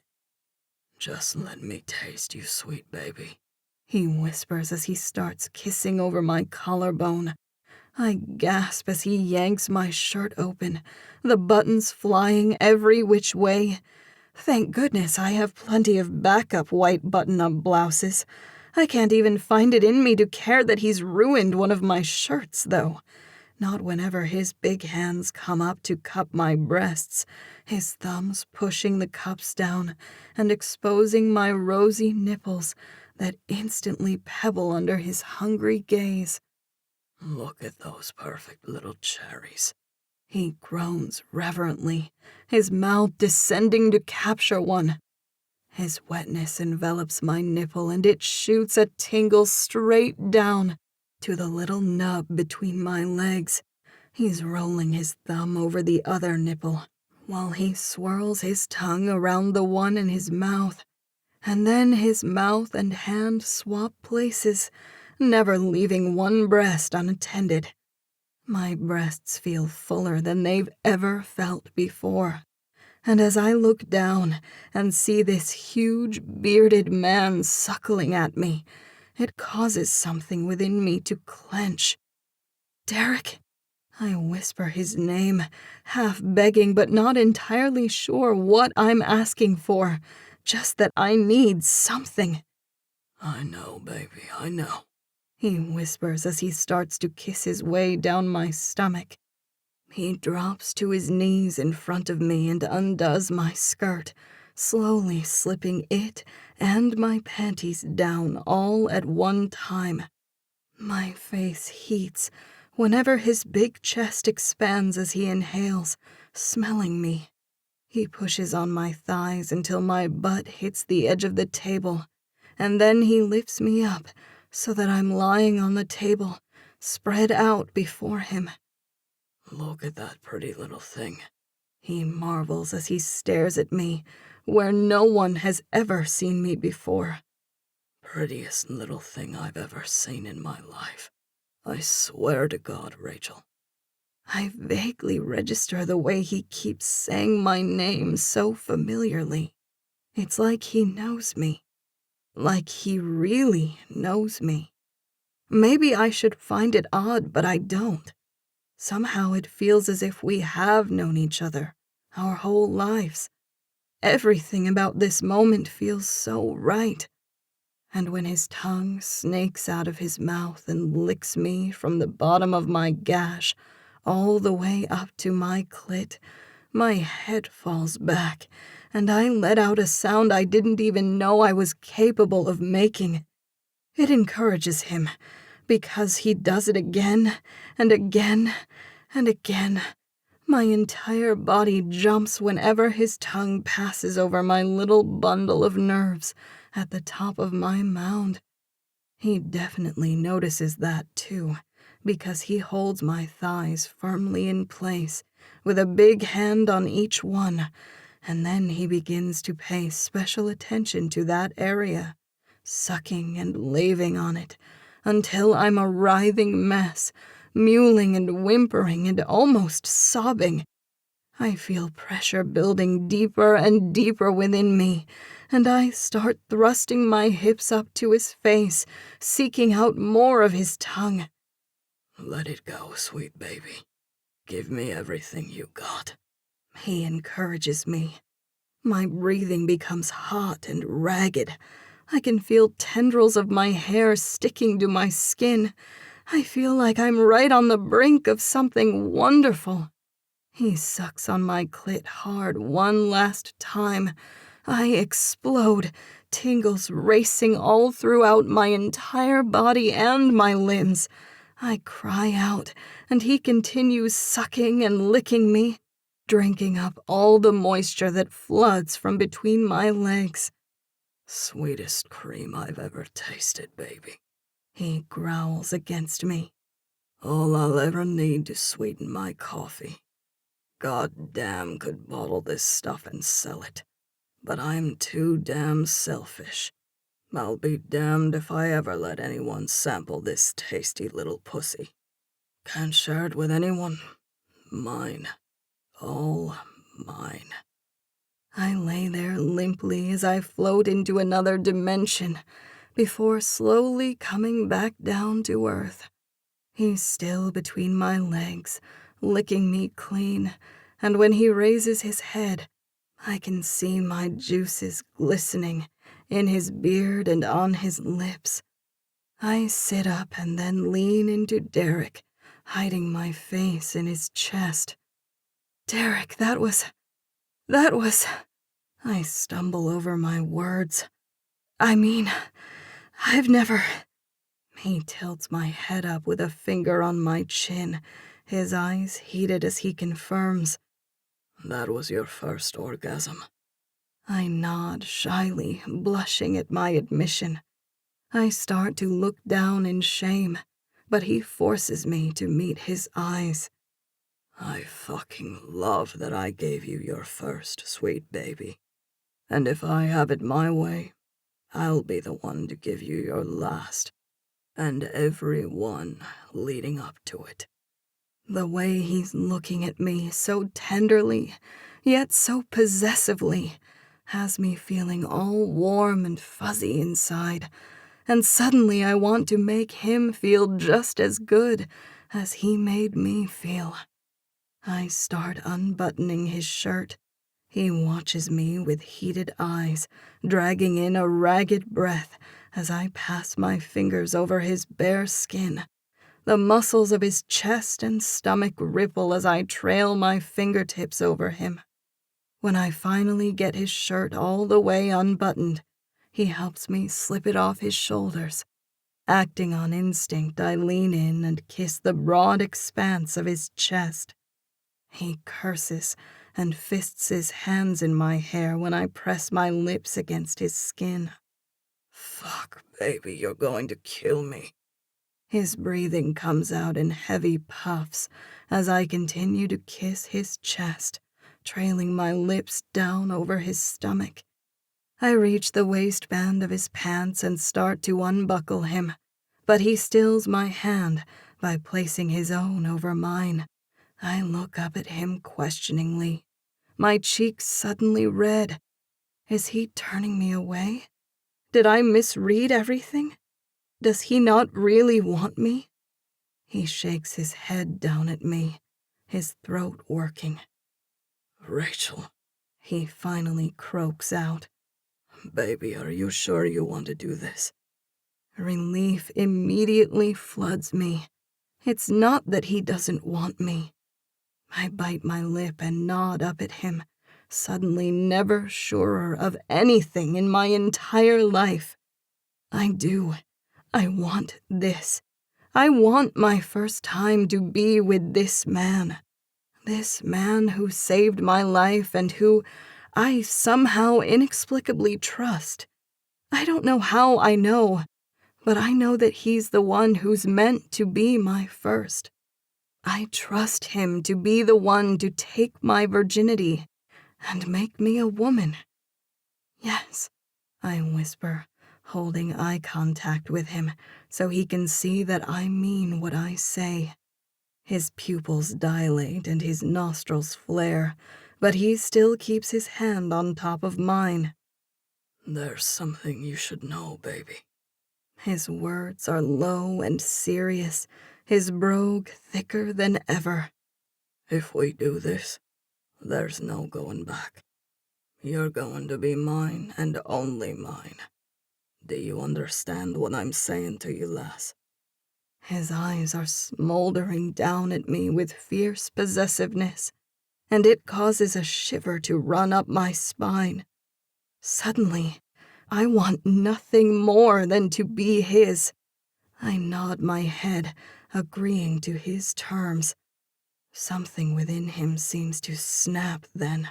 His chest heaves as he starts unbuckling his pants. Something about those big hands working that buckle has me biting my lips and clenching my thighs together again. He curses when he notices. Got such a horny little girl on my hands, don't I? Needs this cock. My cheeks heat at his words, but they only cause me to pulse even more. He quickly shucks off his pants, his thick, swollen ridge of flesh bobbing free. My eyes widen when I take in the naked length and girth of him. Not only is he long, but he's impossibly thick, too. I bite my lip, starting to have second thoughts about whether he'll fit or not. He must sense my worry because he tilts my head up to look at him and kisses me gently. It'll fit, baby, I promise. He reassures me. I'll go slow. Okay, I nod, trusting him. He lays me back on the table and then positions his tip at my entrance.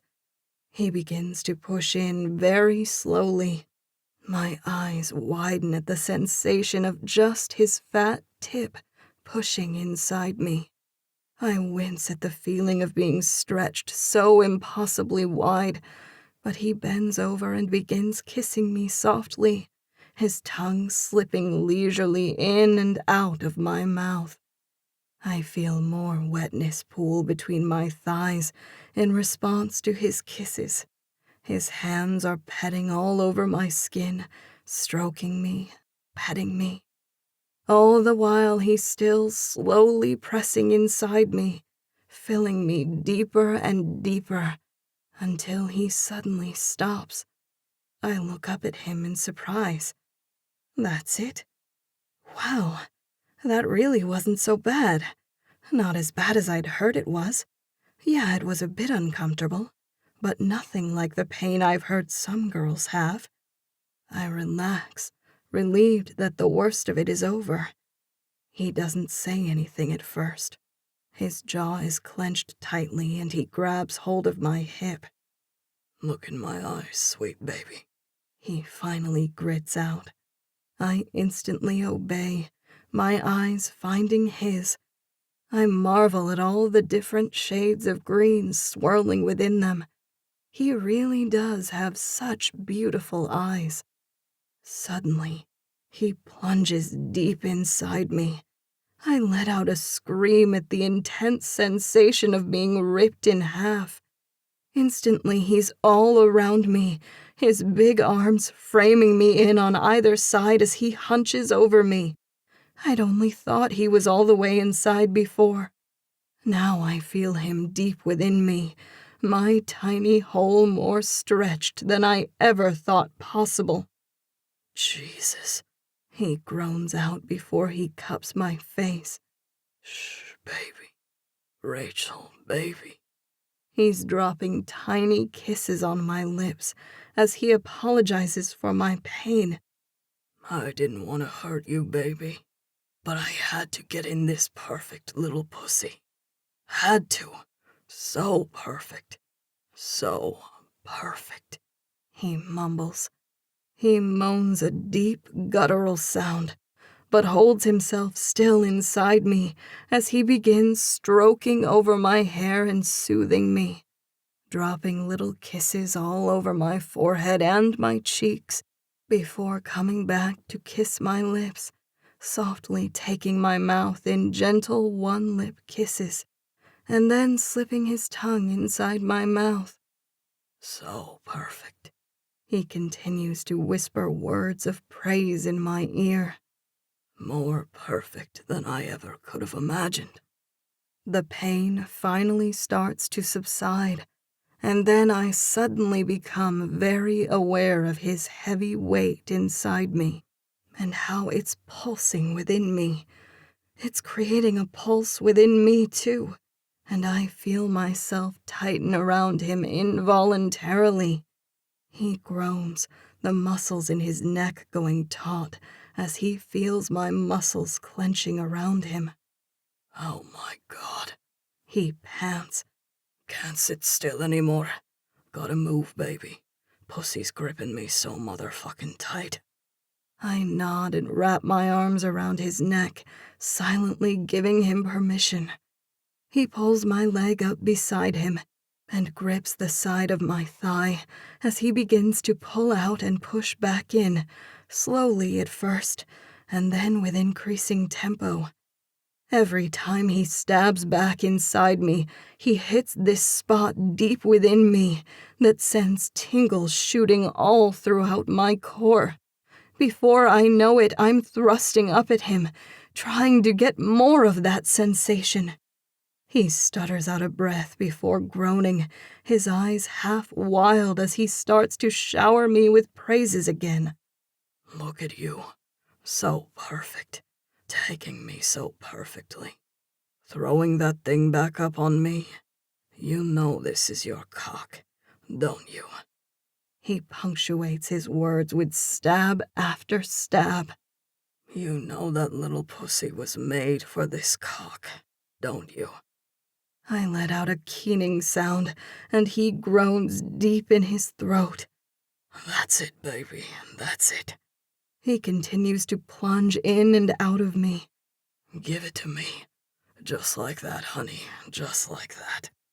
I do as he says, driven by an instinct I can't control, seeking my own release as well.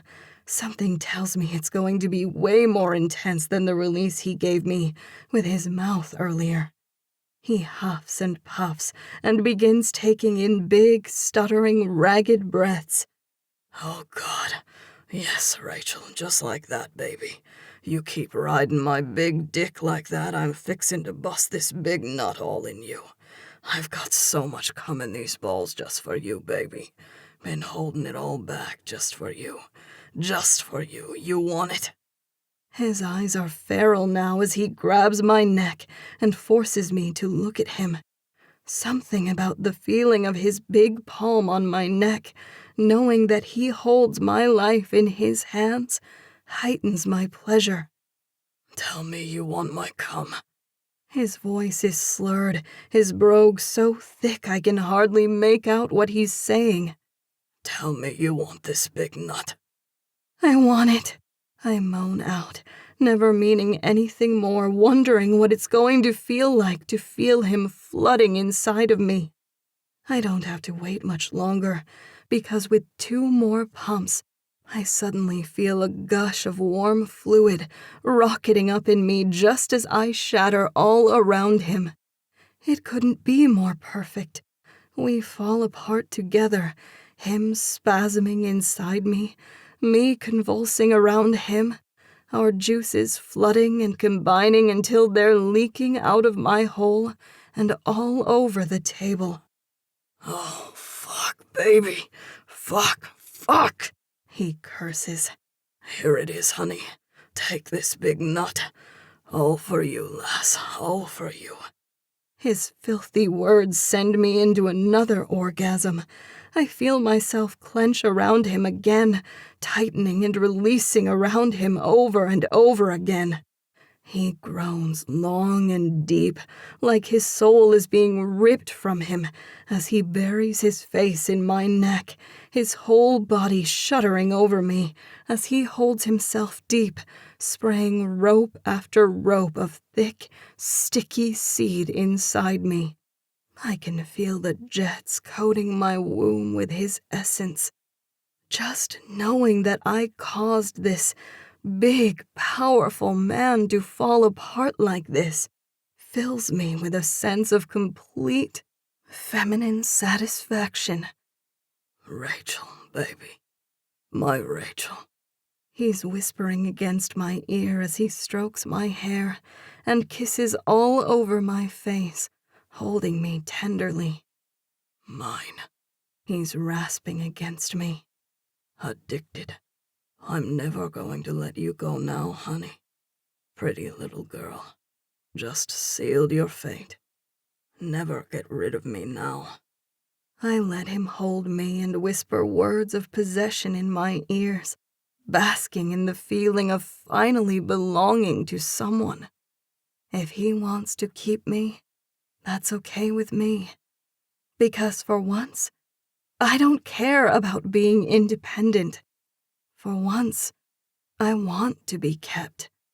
I want to be his. 5. Derek.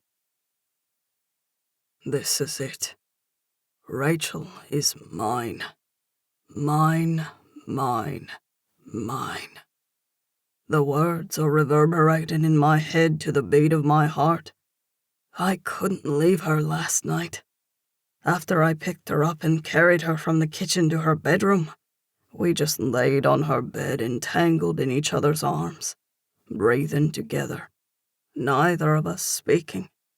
There aren't enough words in the English language, or any language for that matter, to capture what passed between us. I held her until she drifted off to sleep, curled up against my chest, like a little kitten. I don't know how long I stared down at her. It could have been minutes. It could have been hours. All I know is that I marveled at the feeling of finally having her willingly nestled up against me, like she belonged there, and she does. This is right where she belongs, right here in my arms. I'm already awake, but she's still sleeping. I'm watching the way her eyelashes flutter over her cheeks, and how her little lips are slightly parted in sleep. I run a hand through her hair, marveling at the silky texture of it once again. She's so soft and silky all over. I can't get enough of her. I can't stop touching her.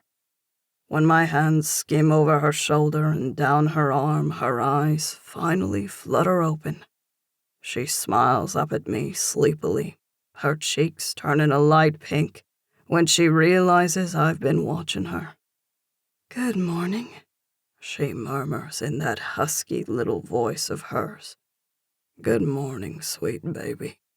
I drop kisses on her eyes. "How long have you been awake?" She peers up at me. "Not long." My voice comes out as a low rumble. She stretches languorously. "What time is it?" I know that it's technically past time for me to already be on my way to the office, and I also know that she's usually up and moving by now too. But I just wanted more time with her in my arms, That's why I couldn't bring myself to wake her even when I knew I should have. I tell her the time. Oh, shit. I'm going to be late if I don't start moving right now. She bolts upright in the bed, forgetting her nudity at first. When she realizes it, her cheeks flush pink again, and she pulls the sheet up to cover her. I pull it back down with a growl. I'm having none of that. Never try to hide your body from me, Rachel. You're beautiful. Her blush only deepens, and she smiles at me shyly as a curtain of hair falls over her shoulder to hide her face. Don't you have to be getting to work too? She asks me curiously. I shrug. I'm co-owner, so I'm flexible. I can pretty much do what I want. I wink at her. Being your own boss has those perks. She giggles and grins at me. Yeah, I guess it does. But some of us don't have those luxuries. She lithely steps out of bed and hurries to the bathroom, no doubt trying to get there as quickly as she can. She's still not completely comfortable walking around naked in front of me. Poor girl doesn't know that thanks to the cameras I installed in her home, I've seen her strutting around in her pretty little panties and nothing else more times than I can count. Should I feel bad for invading her privacy like that? Probably. Do I? No. I frown when I hear the shower running, not liking the thought that she's going to be washing me off her skin. Call me a Neanderthal, but I like the thought of her being covered in my cum while she's working all day. I want her marked. I want everyone to know she's mine. I follow her into the shower and she lets out a little jump when my arms circle her from behind. I start kissing the side of her neck and she moans, tilting her head to the side, exposing more of her creamy flesh to my lips. Derek, I can't. She lets out a little whimpering moan that sends fire flooding through my veins. I'll be late for work. Her protests are weak at best. I hear the words she's saying, but her body's pressing back into me, telling me a whole different story. We'll be quick, baby, I say as I slip into her from behind, too hard up for her now. She gasps and doesn't resist me as I impale her on my hard length. Oh, God. She moans, no doubt feeling how much bigger I feel from this position. I feel it too. My entire body is shuddering. She feels even tighter like this, her pussy gripping me like a vice. I don't waste any time and begin plowing up into her while my hand reaches around to stroke her wet, slippery clit. I'm only 5 pumps in whenever I feel that familiar churning in my balls. Fuck! I groan, grabbing her wet hair and pulling her head back, needing to look in her pretty brown eyes as I pop off inside her. When I feel the first rush of release shooting up my stalk, I smash my lips down onto hers wildly, taking them in a bruising kiss. I hold back as long as I can, rubbing her clit furiously, trying to coax her over the edge with me. Finally, the pressure becomes too much, and I release with a deep groan as I begin to flood inside her. I feel her fall apart on me the moment my seed bursts up into her. Her tight little muscles are squeezing and milking and sucking at me greedily, and I groan into her mouth as my hand slaps onto the shower wall to hold myself up. My motherfucking knees go weak, and I reach over and turn off the shower head before I collapse, taking us down to the tile floor where I settle her on my lap, my cock still inside her, jerking with aftershocks. I move my lips to her neck again, this time sucking hard with the sole intention of getting all her blood to pool to the surface to leave a visible mark on her. I wonder if she'll be pissed at me for it later. It doesn't really matter either way. At this point, I'm lost to my madness and don't really care. She's going to wear my mark one way or the other. I need her to. I want every other male who sees her to know that she's taken, claimed, possessed, mine. I tighten my hold on her hips possessively, only loosening up when she starts to squirm in discomfort. When she finally entangles herself from me and stands, she reaches for the washcloth to clean up, but I still her hand. "Don't wash me off you," I order her, my voice coming out gruff. She stills and looks at me in confusion. "But," she starts to protest, but I stand to tower before her, placing a finger on her lips. I lean down so that my eyes are only inches from hers, as I tell her honestly, I want to know that pussy is dripping with me all day long. I want you to feel me inside you all day, and know that tonight I'm going to fill you up again. I'm going to keep you so full of my cum you'll be dripping for days, baby." My voice comes out hoarse with my passion. Christ, I sound insane. I clench my jaw together and have to physically hold myself back from burying myself inside her again.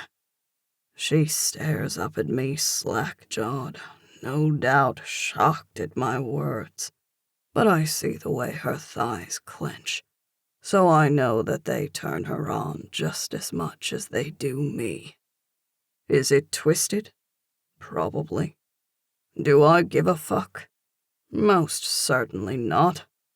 Hell, I've even surprised myself with the filth that comes out of my mouth when I'm around her.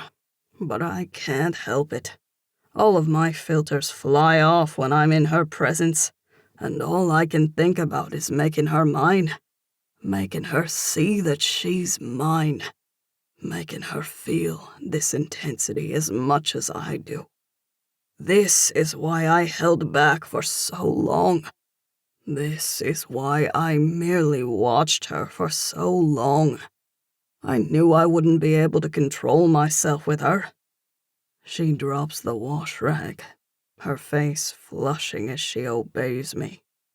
Christ, the thought of my cum dripping down her thighs all day while she works has my cock swelling again.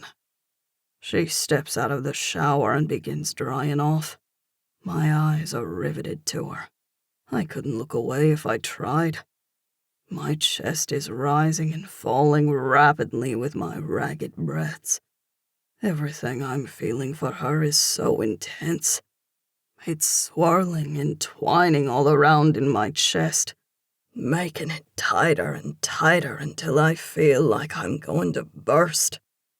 Derek, She pauses and shakes her head, searching for words.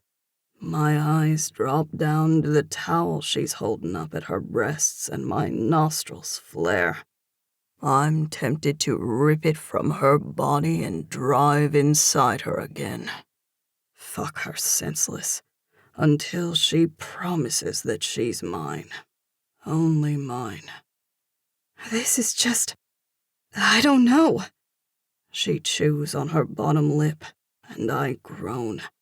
Her eyes flick back up to me. It's all just so crazy, isn't it? I mean, we just met last night, but I feel like I've known you much longer. If that makes any sense. She trails off. My heart skips a beat and I latch onto her words like a lifeline. It makes perfect sense, sweet baby. I reach for her hand and kiss her knuckles, holding her eyes as I do so. I feel it too. We're meant to be together, lass. But I mean... She begins again, her little brow furrowing as she starts to overanalyze everything. Is this moving too fast? She looks up at me, looking for an answer. I grab another towel and wrap it around my waist before I step out of the shower myself and take her face in my hands, looking directly into her eyes, willing her to listen to me. Fuck no, baby. When you know something's right, it's right. And lass, nothing has ever been righter than you and me. I kiss her lips gently, rolling my tongue against hers. Her body melts up into me. You feel that? I whisper against her lips. Nothing on this goddamned earth is more right than that, sugar. Her eyes soften and she bites her lip. I work to ease her mind even more, though, tilting her face up so that she has to look into my eyes once more. Anything you want to know about me, you just ask. We have the rest of our lives to learn everything there is to know about each other. She's looking up at me so trustingly, and it's like a punch to my gut. I already know all that I need to know, though, Rachel. I tell her earnestly. I know that I want you and only you. Yesterday, it wasn't a coincidence, sweet baby. That was fate's way of throwing us together. And who are we to tempt fate? She's looking up at me with wide eyes now as she processes what I've said. I feel a stab of guilt whenever I think of how I'm technically manipulating circumstances to my advantage. She's going to think that our meeting was some serendipitous encounter when really, I've been stalking her for weeks now. But it was still fate, right? It was fate for me to walk into that coffee shop and see her. It was fate for me to become this obsessed with her so that I follow her everywhere and saw that she was about to fall into the road and was there to save her. So it's technically not a lie, right? It was still all some sort of fate, if you believe in that sort of thing. I don't know what I believe in, but I do know I believe one thing. That Rachel is mine. You really believe that? She asks me wonderingly. Yes, lass. I can't resist pressing my lips against her forehead. I really believe we're meant to be together. Her cheeks flush again. Christ, I'll never get tired of seeing her blush. She looks up again, and I see her eyes flick over to the clock we can see from the open door of the bathroom. She pulls away from me and starts moving in a flurry again, throwing on her typical uniform of black slacks and a white button-up blouse. She doesn't have time to dry her hair, so she just towel dries it as much as she can, then pulls it up into a damp ponytail. Christ almighty. I want to wrap that ponytail around my fist, and I shake my head, not allowing my thoughts to go there, or neither of us will ever get to work. Primitive male satisfaction pulses in my chest when I take in the prominently visible mark on her neck. She obviously hasn't noticed it yet, and that's fine with me. I don't want her trying to cover it up with makeup or anything else. Good. Now everyone who sees her today will know that she's taken. Rachel, I loop my arms around her waist and pull her against me once we're both dressed. She looks up at me, her caramel eyes wide and innocent. Remember who you belong to, lass. I remind her gruffly, trying to impress upon her just how much I mean those words. I need her to understand just how serious I am about this. She's mine, and no one else's. I can't live without her now. One hit, That's all it took. And now I'm even more addicted than I was when I was watching her from afar. Mine, I repeat, before I seal the words with a possessive kiss. 6. Rachel. To say that Derek is intense would be the understatement of the year. Ever since the day he literally swept me away in his arms, it's been like a whirlwind romance right out of a fairy tale. At first, my overly analytical mind was trying to pick everything apart. It was telling me that we haven't known each other long enough for our feelings to run this deeply. And the possessive glint in Derek's eyes every time he looks at me, the way he's so sure that I'm his, the way he seems to instinctively know everything about me, what I like and dislike, the way he touches me like he knows my body better than I do. It's all just so much. But after his reassuring words about how this is fate, I decided to let all my reservations go. I've always been too cautious, and I think it's kept me from really living. Besides, who am I to give my bestie Ella hell about not giving the guy who's been asking her out a chance, when fate threw me a hot Irishman too and I hesitated? It all just seems too good to be true. I need to follow my own advice and just take a chance. At least Ella has a good reason to be skeptical. Her piece of shit ex cheated on her just because he was too much of a horn dog to wait for her, when she told him she just wasn't ready to lose her virginity yet. My face flushes when I think of how I gave it up to Derek on the first night.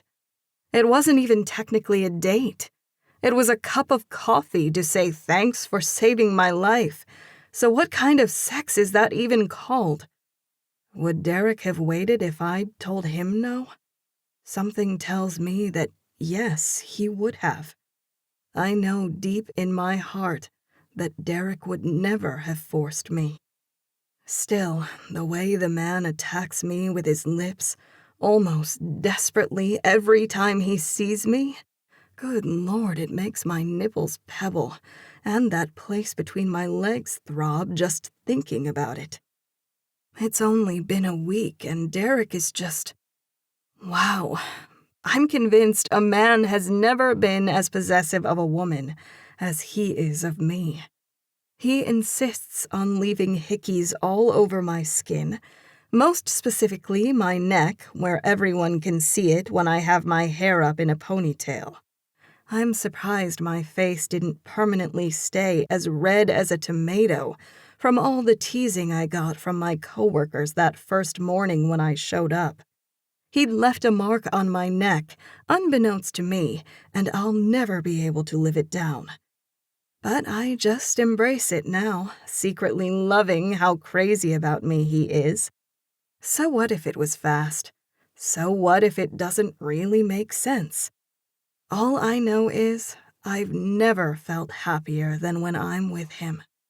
I stopped trying to cover up all his love bites, as he calls them.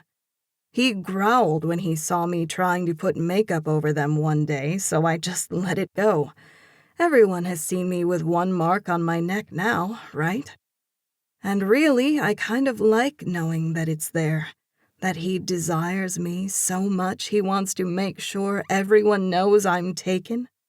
He drives me to work every day, and he's there to pick me up every day, too. Some days he works in the coffee shop all day, and every time I look up, I find his eyes on me, watching my every move. Maybe I should find his fixation on me disturbing, but I don't. I actually find it comforting. Like with him always watching me, I'm safe, cherished, adored. Most nights we stay at his place now. I was so awed by his view of the city that I'm surprised my jaw didn't hit the floor. On the nights when I insist on going home, he always joins me. It's like he never wants to be separated from me now. And I'm honestly okay with that. because I don't want to be away from him either. I finish filling my last order for the day before I remove my apron and get ready to leave. Derek will be here any minute, so I sit at an empty table and rest my aching feet while I wait for him. My toes curl just thinking about the magnificent way Derek massages my feet for me. He does it every day I work. I've never asked him to, but it's like he can sense my discomfort and seeks to ease it however he can. That's just so Derek. He's always staying one step ahead of me, anticipating my needs, even those that I don't know I have, and always doing his best to fulfill them. I swear he's spoiling me. I look up with a smile when a shadow passes over me, assuming it's Derek. It's not. My smile fades a bit, but I try to hide my disappointment. I don't want to look like a bitch and put off customers. I recognize the guy as the last customer I made a coffee for. He's wearing an expensive business suit and smiling down at me. I suppose his brown eyes and blonde hair are attractive enough, but he's not Derek, so his charming smile and good looks do nothing for me. He introduces himself, but I'm so distracted thinking about Derek that I don't catch his name. Oh well, hopefully I won't have to remember it or say it. And I was wondering if you'd like to have dinner with me sometime. I tune back in just in time to hear him ask me out. Oh wow, this is awkward. I open my mouth to let the guy down as gently as possible. But I never get the chance to, because a completely unamused voice growls threateningly from right behind me. Fuck off. She's taken. I suddenly feel Derek's hands land on my shoulders possessively. He pulls my hair back to fall over my shoulder, effectively revealing his mark on my neck. I see Mr. What's-His-Name's eyes flick down to my neck. His lips press into a thin line and he takes a step back, murmuring an apology. Derek doesn't say a word. He just keeps glaring at the guy like a wolf with his back raised, every hair standing on end. He's marking his territory, defending his mate. It's archaic, and maybe the feminist in me should balk at being claimed in such a primitive fashion. But the side of me that's a slut for everything Derek is swooning. I clench my thighs together under the table, suddenly throbbing. You ready, lass? Derek asks me. The fire of anger is still blaring in his eyes as he looks down at me. I just nod, unable to speak. He gently pulls me up from the chair and leads me outside to where his driver is waiting. Yes, Derek is that rich that he has his own personal driver. Sometimes he likes driving, though, and drives himself. But most of the time he has someone else drive us so he can sit in the back with me. No sooner do we get in the car does Derek press the button to raise the glass separating the driver from us, his eyes never leaving mine. As soon as we're obscured from the driver's view, he pounces on me, smashing his lips onto mine in a bruising kiss, his hands fisting in my hair. Do you know what it does to me to see another man trying to steal what's mine? He rasps against my lips, his body vibrating. I can feel his hands shaking against my scalp, and I stroke my palms on either side of his face, stroking down his cheek all the way over his soft beard, like I'm soothing a rabid animal. No one can steal me away. I'm yours, Derek. I press my lips against him again, seeking to reassure him. He groans into my mouth and deepens the kiss. I can't ever lose you, Rachel. He whispers to me. I'd go insane without you. You're not going to lose me, I tell him softly, wondering where all this is coming from. Surely it's not all brought on by one guy asking me out. And surely he knows I was going to tell him no.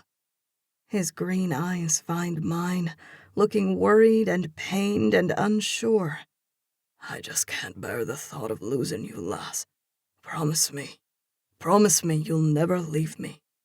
His eyes are half wild, and though I don't really understand his reaction to one little incident, I do everything in my power to put his fears at ease. I promise, Derek. I'll never leave you. I love you. His pupils dilate and his nostrils flare when I drop the 3 words that have been dancing around in my head for days. I blush, wondering if it was too soon to say them. Say it again, lass. His brogue is so thick, his voice almost sounds slurred like he's drunk. I love you, I whisper again, my heart soaring when the most beautiful smile I've ever seen breaks across his face. I love you too, lass. My God, how I love you. He pulls me onto his lap to straddle him, and then kisses me deeply, his tongue dancing with mine. I melt into him and feel his hardness prodding at me where I'm sitting on him. Can't wait. He grits out. Gotta have you now, sweet baby. The next thing I know, he's ripping my pants down and unzipping his pants at the same time. He doesn't even bother with my panties. He just pulls them to the side before thrusting up into me to the hilt. I let out a loud moan as he fills me so completely, my head falling back, exposing my neck to him like an offering. And he takes it, latching onto my neck and sucking hard as he begins to drive up into me, while pulling me down on him, going deeper than he's ever gone before. I'm so wet our bodies are making squelching noises where they smash together. The driver can probably hear everything, but we're both beyond caring. In no time I feel Derek swelling inside me. I crash before he does, my release ripping through me like a tidal wave. Fuck yes, lass. He rasps against my neck before biting down with a guttural groan as his heat begins to flood me. I love you, Rachel. I love you. I love you. He tells me over and over again as he strokes my hair, my back, my face, my entire body. I cling to him, soaking up his love, basking in his adoration. I've never felt closer to another person in my entire life. Derek is my soulmate. I'm convinced of it. He was right. We're fated to be together. He was placed at the perfect place, at the perfect time to save me. He saved more than just my life that day. He saved me from missing out on the greatest love I've ever known. Nothing can ever tear us apart. I'm lying in Derek's bed, which is admittedly way more luxurious and comfortable than mine. Of course, everything in his penthouse is way more luxurious than the thrift store finds in mine. But I don't care about any of that. All I care about is the man himself. Derek could be dirt poor, and I still know that I would want him with every fiber of my being. That's no lie. I stretch, savoring the feeling of his 2,000-count Egyptian cotton sheets. Well, I don't know if they're really 2,000 count, but I guarantee they're probably the highest count you can get on freaking sheets. Because one thing I've learned about Derek in the short time that I've known him is that he does nothing halfway. He goes all out on everything. His appearance, his clothes, his things. Me, most especially me. My mind drifts lazily back to the 3 orgasms he just gave me, since we've been here. We were barely in the door before he was hoisting me in his arms again, his lips seeking mine. The man is insatiable, and I love it. I love him. I feel a smile tugging at my lips as I fling my arms wide. My hand hits something sitting on his nightstand. I hear a thump as whatever it was falls to the floor. Oops. I peek over the side of the bed, instantly relieved to see that I haven't made a mess by knocking over a drink or something. It's just his phone. I bend out of the bed with my feet sticking up in the air to grab the phone and put it back on his nightstand. I don't intend to snoop on his phone. That's just not me. I'm not that kind of woman. However, when my finger swipes across the screen as I pick the device up, I can't help glancing down. And what I see causes me to go completely still. I'm frozen in place, staring down at his phone as my mind slowly registers just exactly what I'm looking at. Horror starts to creep over me, and pinpricks run up and down my spine. There are about 6 tiny little squares on the screen, and in each square, there is a different view of my apartment. One is my bedroom, one is my kitchen, one is my living room, one is my bathroom, one is my hallway, one is right outside my door. Cameras. He has cameras up in my apartment. I can't stop staring down at the feeds even though there's nothing to see, since there's no movement going on in my empty apartment. My mind casts around desperately for answers. Why would he have cameras up? We're never apart. Ever since that first day we met, he's slept with me at my place, or I've slept with him at his place. What need would he have to have cameras up? And then it suddenly hits me. Chills run down my spine as I continue to stare down at the phone in my hand. These cameras can't be new. These cameras were up way before we met. Derek has been watching me before I ever knew him. That's the only explanation. I couldn't be more shocked if someone dumped a bucket of ice on my head right now. I feel my entire body starting to shake. I feel numb. Everything I thought I knew about our relationship is a lie. I thought nothing could tear us apart. But apparently, I was wrong. Something can. Derek himself.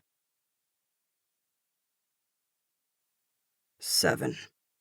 Derek. I come out of the bathroom, my heart light. I'm ready to take my Rachel in my arms again. I'm going to hold her all night long. She said she loved me. My chest swells at the thought. She loves me. How did I ever get this lucky? I'm humming an old Irish ballad as I make my way back into the bedroom, ready to slip beneath the sheets and feel my woman pressed up against me.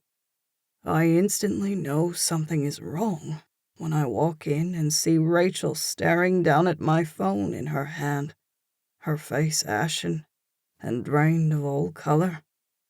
The hairs on the back of my neck rise as my stomach drops with dread. She turns devastated eyes up to me and whispers, "You bastard." Somehow, that whisper is way louder than if she had screamed at me. One look into her eyes and I already know what she's found. I stand there, perfectly still as my sins finally find me out. "How long?" she asks me, her voice coming out louder and shriller with each syllable she utters. "How long have you been watching me?" My chest clenches tight, and I rub at it to try to ease the ache. Fuck. Not now, not now. My mind is screaming at me. Not when Rachel finally admitted she loves me. It's not what you think, lass. My excuse sounds lame even to my own ears. And it's a lie. It's exactly what she thinks. It's exactly what it looks like. I was watching her without her knowledge. I've been stalking her. I see the puzzle pieces snapping together inside her brain. That day, on the street. She speaks very slowly as she pieces it all together. It wasn't fate. She turns grief-stricken eyes up at me. You didn't just happen to be there at the right place at the right time. You were there because you've been watching me. You've been stalking me. She whispers that last bit with all the horror my actions deserve. I take a cautious step toward her, but she crawls backwards across the bed to put distance between us. My heart wrenches within me to see her retreating from me, cowering like she's afraid I'm going to hurt her. Don't come any closer, she whispers as she stands from the bed and begins hurriedly dressing, keeping her circumspect eyes on me the whole time like I'm a predator that's going to pounce on her as soon as she turns her back. My heart breaks at the wary look in her eyes. Rachel, love, I plead, let me explain. There's nothing to explain. She shakes her head, her pretty brown hair mussed by the sex we've just had. She looks so beautiful, I ache just looking at her. I hate to see her looking so broken. Because of me. I've seen enough. She gestures down at the phone. It's all right there, in black and white. Literally. Her eyes flick down at the camera feeds on my phone screen, which are indeed in black and white. I slip my own shorts on and then begin taking cautious steps over to her, desperate to have her listen to me, to make her understand I don't mean her any harm. I never have. I can't bear to see her looking at me this way, like I've betrayed her, like I'm some sort of freak, a monster, to be feared. No! She finally screams when I reach out a hand to touch her. She holds up a hand and steps back from me. Just leave me alone, Derek. She's inching her way toward the door, and panic flares in my chest. You said you'd never leave me, Rachel. My voice comes out on a croak. My chest is so tight I'm surprised I don't have a heart attack. You promised. She lets out an incredulous laugh, and I suppose it is a ridiculous card for me to play, trying to hold her to her promise after what I've done. Our whole relationship is based on a lie. Her voice breaks, her lips trembling. Rachel! I fall to my knees shamelessly. I have no pride or shame anymore. I'll beg her. You are my entire world. I hold her eyes, willing her to see the truth in them. I'll make it up to you. I'll do anything, lass. She looks down at me, her eyes shimmering with tears. She shakes her head sadly. You've already done enough.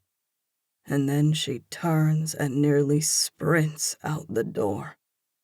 I physically feel the ache increasing the more distance she puts between us. My entire body is shaking as I fight the urge to run after her. Part of me is telling myself to do it, to grab her and forcibly hold her and keep her here. She'll come around eventually. But there's another part of me that says she'll hate me. She'll never forgive me. My heart twists inside me. I can't have Rachel hate me, even if it means I have to lose her.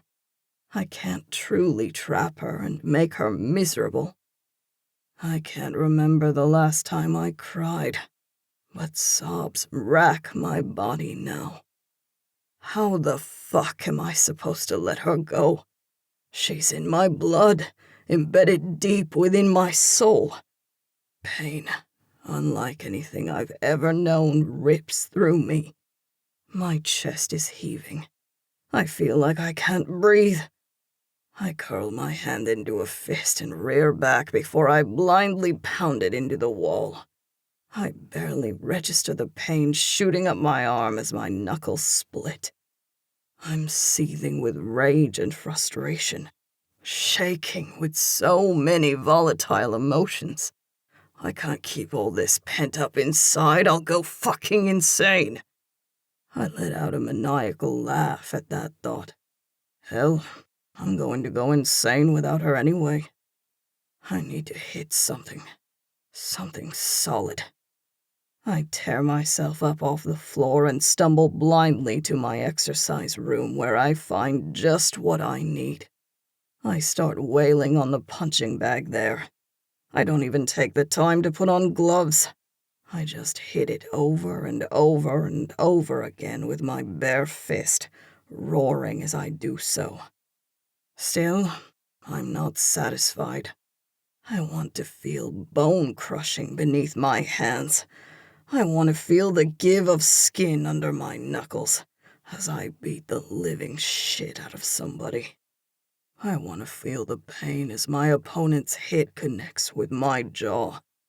I haven't felt this kind of rage and bloodlust since my boxing days back in Ireland. I swore to myself I would never let myself lose control like that again. But that was back when I was halfway sane. Back when I still had hope for living. When Rachel walked out of that door, she took away my last shred of sanity and humanity. I have no reason for living anymore. I am nothing now. Nothing but a pathetic beast.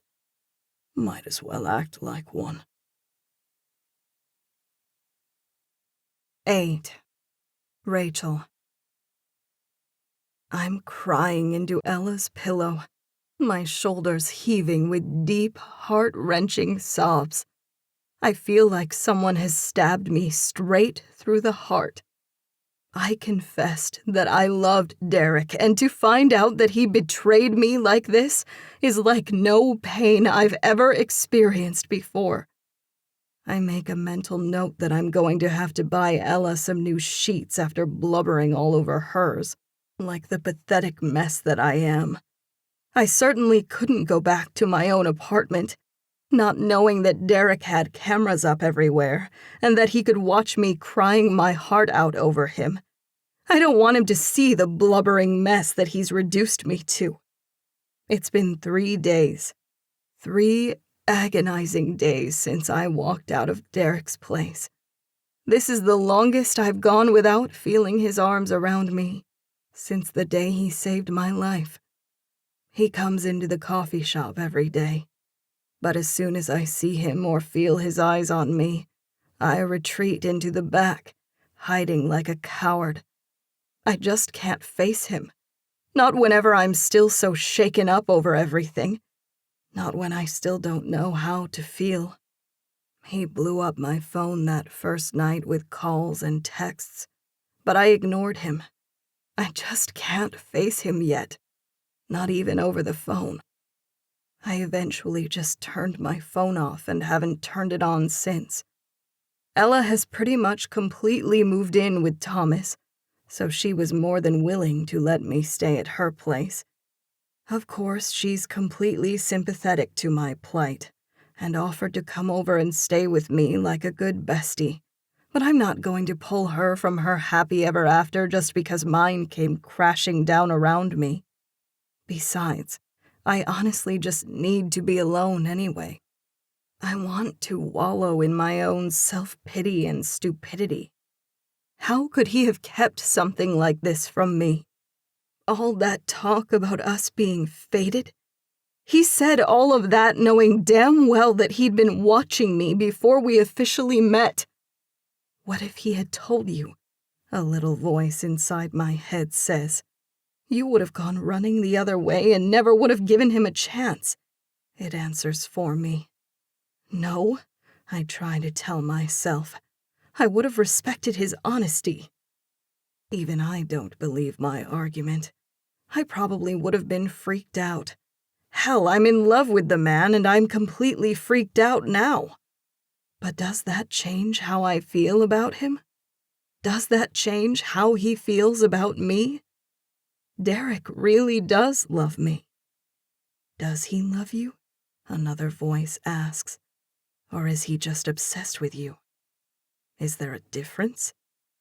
If he loves you, would he have lied to you and betrayed you like this? He didn't exactly lie to me. He just never told me. It's a technicality, sure, but if I'm the judge, aren't I the one who determines whether to cut him some slack or not? Do I want to? I just want things to go back to the way they were. But can they ever? Can I ever get past this? My head is swimming with all the thoughts swirling around in it like a whirlpool. I can't keep up with them. I'm so confused I don't know what to think or feel. I don't know how to deal with all of this. I quiet when I hear a knock at the door. My heart begins to race with uncertainty. I know it can't be Ella because if it was her, she would just walk in with her key. And surely it's not Derek because I didn't tell him where I was going. Of course, I guess he has enough resources to find out where I am if he really wants to. Who knows how long he was stalking me or what all he knows about me. A masculine voice comes through the door. It's me. I relax only marginally whenever I hear Ella's boyfriend. He's Derek's business partner and best friend. What if it's a ploy to get me to open the door and then Derek will be standing there? You don't have to worry. I'm alone, lass. He reassures me as if he can read my thoughts. I can't very well turn Ella's boyfriend away. Not whenever she was nice enough to let me stay in her place. I begrudgingly walk over and open the door. I know I must look like shit with my red-rimmed, puffy eyes, tear-stained cheeks, and messy hair, but I can't find it within me to care. Thankfully, Thomas doesn't make small talk or waste any time in getting right to what he came for. Look, Rachel, I don't know you that well, and I'm not trying to get involved in you and Derek's relationship, or sway you one way or the other. I won't take much of your time. He stops to rub the back of his neck, looking uncomfortable before he plows on. I just thought you needed to know that Derek's not doing good at all. He won't come into work. He won't accept anyone's calls. He won't see anyone. He won't listen to anyone. It's like he's gone completely off the deep end. I look down at my feet uncomfortably. I know why he's telling me this. He's implying it's my fault that Derek is doing this. But what about what Derek did to me? Thomas huffs out a long breath before confessing. I've only ever seen him like this once before, and that was back in Ireland when his gran died. He took up boxing to help channel his rage and frustration into something, but he got out of hand. I peek a curious look up at Thomas. I knew that Derek had a punching bag in his workout room, but I didn't know he ever actually boxed other people. Thomas's eyes take on a haunted look. When Derek fights, lass, something happens to him. He completely loses his head. He gets out of control. It took 5 men to pull him off his last opponent and keep him from killing him. Thomas shakes his head and looks off into the distance as the memories assault him. We came over here for a fresh start, him and I, and Derek has done a good job of keeping his temper reined in. He's been a lot calmer, a lot more low-key since we've been here in the States. He levels a look down at me. But a tiger doesn't change its stripes. He's still got that beast inside him. And I heard through the grapevine that he's slated to fight in one of the underground rings tonight. My eyes widen when I look up at Thomas with fear. Now, I can only imagine where his head's at, lass. He's been drinking like crazy. I can't talk any sense into him. He hasn't fought in years. And I know Derek's a big guy, and I know what a formidable opponent he is. But I also know what he thinks he lost, and I'm afraid he could turn self-destructive too. They don't fight fair in the underground. They fight dirty. No holds barred. If Derek doesn't go murder the other guy, he could very well be murdered himself, lass. I gasp at the thought of Derek dying, or of him killing anyone else in his rage. Thomas looks down at me gravely. I think you're the only one who has the power to contain his beast, but you also have the power to unleash it, and you've definitely unleashed it, lass. I chew on my lip nervously, worry suddenly consuming me. Derek might even throw the fight, just to punish himself, because he thinks he deserves it for what he did to you, Thomas adds softly. Alarm shoots through me then. My eyes shoot up to Thomas's concerned eyes of a best friend. I could never live with myself if something happened to Derek because of me. The only thought in my head right now is for Derek's safety. I can't bear the thought of him getting hurt, especially over me, and on purpose. Take me to him, I tell Thomas. We pull up to Derek's building just as he's coming out the door. My heart skips a beat at the sight of him. He's unshaven and his hair is unkempt. He's not wearing his typical business suit. Instead, he has on a pair of joggers and a white t-shirt. The t-shirt clings to his broad chest and shows off every ridge of muscle in his arms. Thomas stops the car and I jump out of the passenger seat and go running up to Derek. His eyes widen and then he starts blinking furiously, like he thinks I'm a hallucination. He shakes his head as if to clear his vision. He clenches his fists together at his sides and I see the muscles in his forearms bulging. Rachel? He asks disbelievingly. Derek, don't do this. I breathe, my voice barely more than a whisper.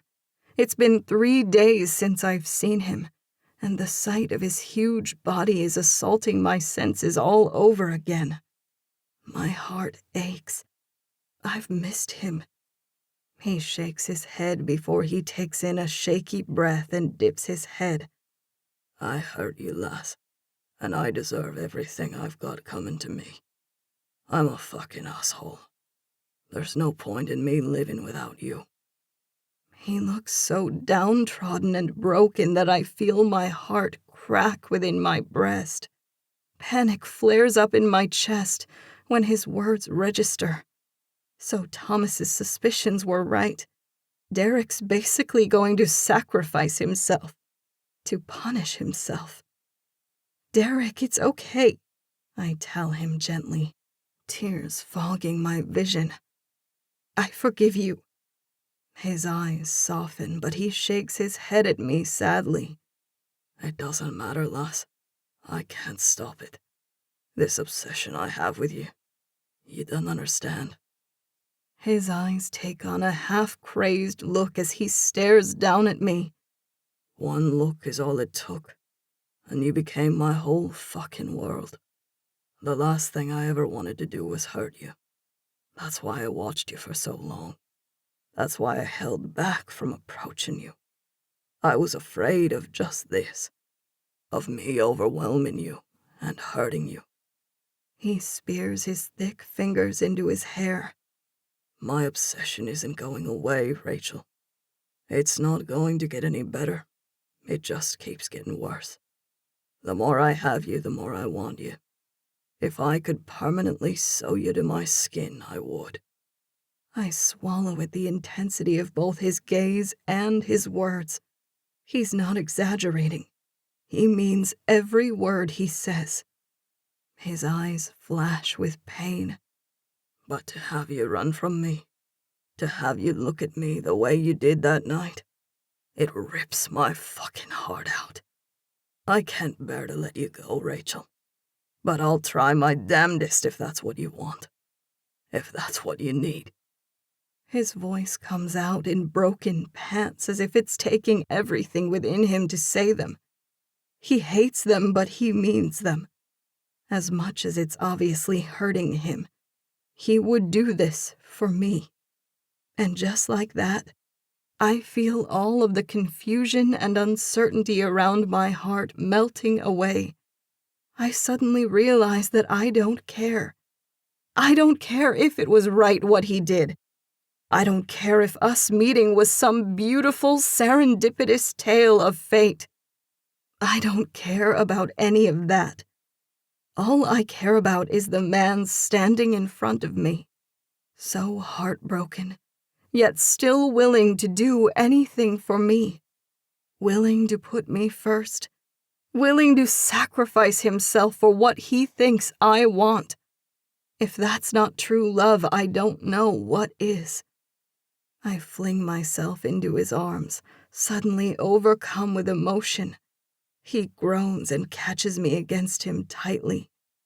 That's not what I want, I tell him, tears streaming down my cheeks. I just want you. Just you, Derek. I love you. He pulls back and looks down at me, his eyes still pained and skeptical. Are you sure, lass? He asks uncertainly, like I'm going to change my mind. He licks his lips before growling. I'm insane for you. I'm willing to let you go now, but if I get you back inside me, I don't think I'll be able to summon up the strength again. So make your choice wisely. His green eyes are blazing down at me with more intensity than I've ever seen in them. And that's saying something. My decision made, I press my lips to his, unwilling to hear any more of his talk of letting me go. I want my obsessive, possessive, over-the-top Irishman back. And apparently, all it took to get him back was the feeling of my lips pressed against his, because his arms suddenly tighten around me, and he takes complete control of the kiss. Rachel, my life, my world. He breathes in between kisses that take my breath away. His hands come up to cup my face as he turns my head up to look into my eyes. Are you mine? Are you really mine? His eyes are so hopeful and full of yearning. He goes on desperately. You'll never run from me again.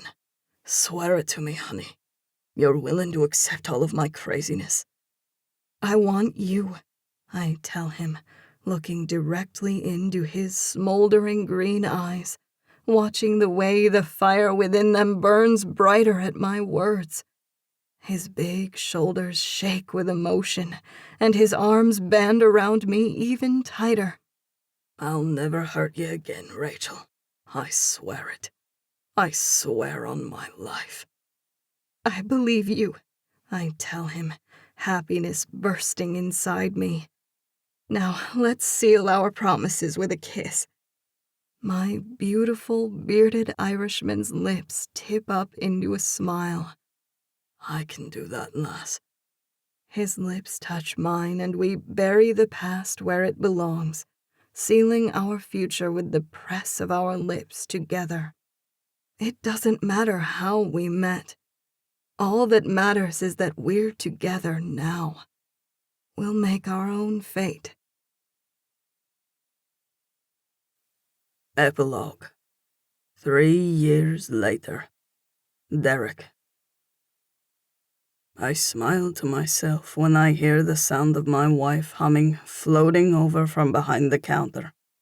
She can't carry a tune in a bucket, my Rachel, but the sound of her carefree voice humming out a melody is the most beautiful sound I've ever heard. It means she's content, and my chest swells with pride at knowing that my wife is happy. She's already locked up for the night and drawn the shades, turning the sign to her coffee shop to closed. That's right. I made damn sure Rachel got to follow her dream of owning her own coffee shop. The Lucky Cup is booming. It's the hottest coffee shop in town, with nothing but rave reviews. And it's all due to Rachel, my wonderful wife. The whir of the coffee grinder roars to life as she grinds up beans. She loves to experiment on new brews after hours. Her love for coffee has never waned, and she's gained quite a following on social media for her coffee-inspired memes. It was hell when she was pregnant and couldn't drink the caffeinated Java she loves so much. But just like I knew she would be, Rachel is a fantastic mother. She's always put our children first, even when they were in the womb. She only ate and drank stuff that was healthy for the babies. I think of our rambunctious 2.5-year-old boy, Will, and our precious 1-year-old girl, Susie. They're with the nanny right now. Rachel spends most of her days with them, leaving the running of her shop to her managers and employees.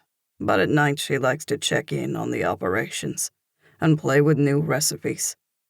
My cock stiffens in my slacks as I come up behind her and her vanilla bean scent wafts up to me.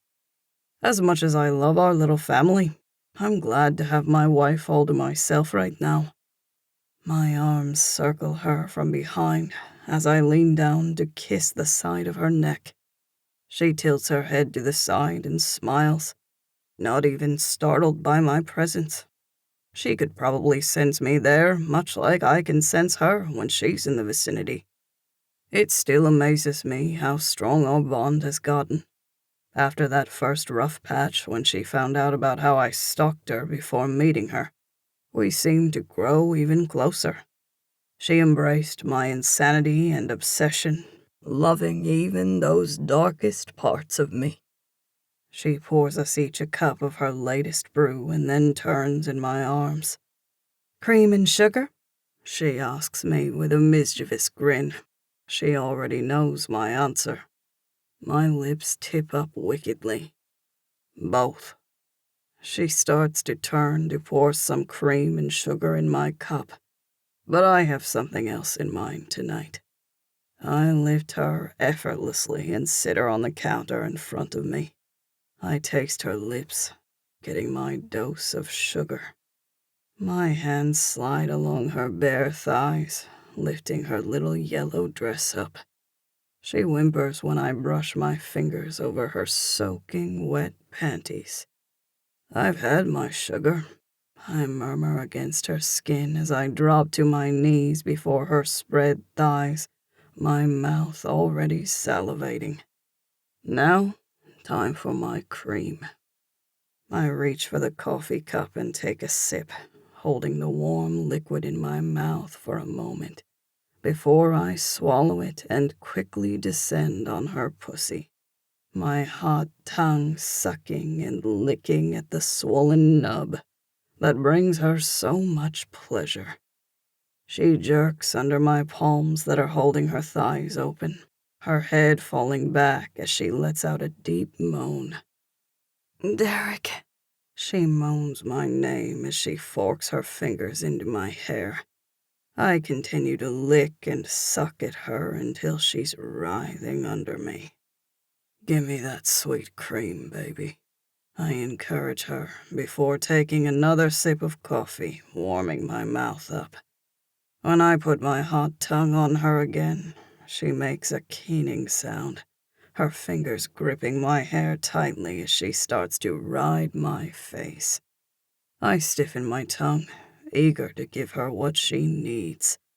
I finally hold her still and suck her little pearl harder. She falls over the edge, screaming my name as her sweet cream bathes my face. I lick it all up, savoring the taste of her, my dick about to bust through my pants. She lays there, lifelessly for a moment, as I lick her gently through all her aftershocks. Finally, she sits up and pushes my head away. I pull her to her feet as I release myself from my fly, desperate to be inside her. Before I can hoist her up into my arms, she drops to her knees before me. Mirroring my own actions, she takes a sip of coffee and then engulfs me in her hot mouth. Jesus Christ. I nearly jump out of my damn skin. She takes me all the way back in her hot throat, sucking and swirling her tongue around my tip. I'm leaking pre-cum into her mouth and she's drinking it all up, sucking it from me like she's sucking a smoothie through a straw. Fuck. Can't take any more, lass. Need you now. I yank her to her feet and spin her around so that her back is to me. She grips onto the counter just as I slam inside her, hard. We moan in unison, hers high-pitched, mine low. I begin pumping into her, chest heaving. I'm driving into her so hard her feet are leaving the floor. My balls are heavy with seed, and the thought of dumping it all inside her until it's squelching out around us has me half crazed with lust. I grab her hair with both hands and pound into her like a madman, my staff swelling with my impending orgasm. Oh, fuck, Rachel. Fuck. Gripping me so tight, baby. Gonna dump so much cum in you, sweet baby. Derek! She screams as my words push her over the edge. She begins pulsing all around me, and that does me in. Mine! I choke out as I start to jerk inside her. My nut pops off so hard I almost fall over. I continue pushing up inside her as I flood her with more seed than I thought my balls were capable of holding. If I don't get her pregnant with our third child tonight, it'll be a miracle. I pull her hair to the side and kiss the back of her neck as we both fight to catch our breath. Best coffee I've ever had, lass. I finally breathe into her ear. She lets out a pretty little giggle before she agrees with me. I think we've just invented a new thing. Coffee sex. I let out my own amused chuckle before I growl. You won't be offering it on your menu, though. That brew is for your husband only. She turns in my arms and presses her sweet lips to mine, always more than willing to assuage my jealous beast when he rears his head. My husband only, she agrees. The end. This has been Stalked by the Irishman, written by Emma Bray, narrated by Lori West. Copyright 2022 by Emma Bray. Production copyright by Emma Bray. Welcome back. Welcome back, lady listeners. That's it. The end. Thank you so much, Emma Bray, for bringing us Stalked by the Irishman. Like I said before the episode, make sure you enter this week's giveaway for a signed paperback of Summer Love. And then if you like this, what you're listening to, go download Kiss Him. He's Irish for the other part in this duet. And then make sure you check out her newest release, The Scottish Stalkers, which I love a good stalker. I love it. Nothing wrong with that. So thank you so much, Emma Bray. We loved having you with us this week. Up next, let's see who we've got. Oh my gosh, I forgot to check. Imani J. Yes, she is so fun. She's brought us a book called Big Tex. I'm ready. I know, right? But I think that's I it. think that's it. All right, tell them what to do. Fuck your day up. Make today your bitch. Don't be a dick. Bye, guys. Bye. Read me romance. Read me romance. Read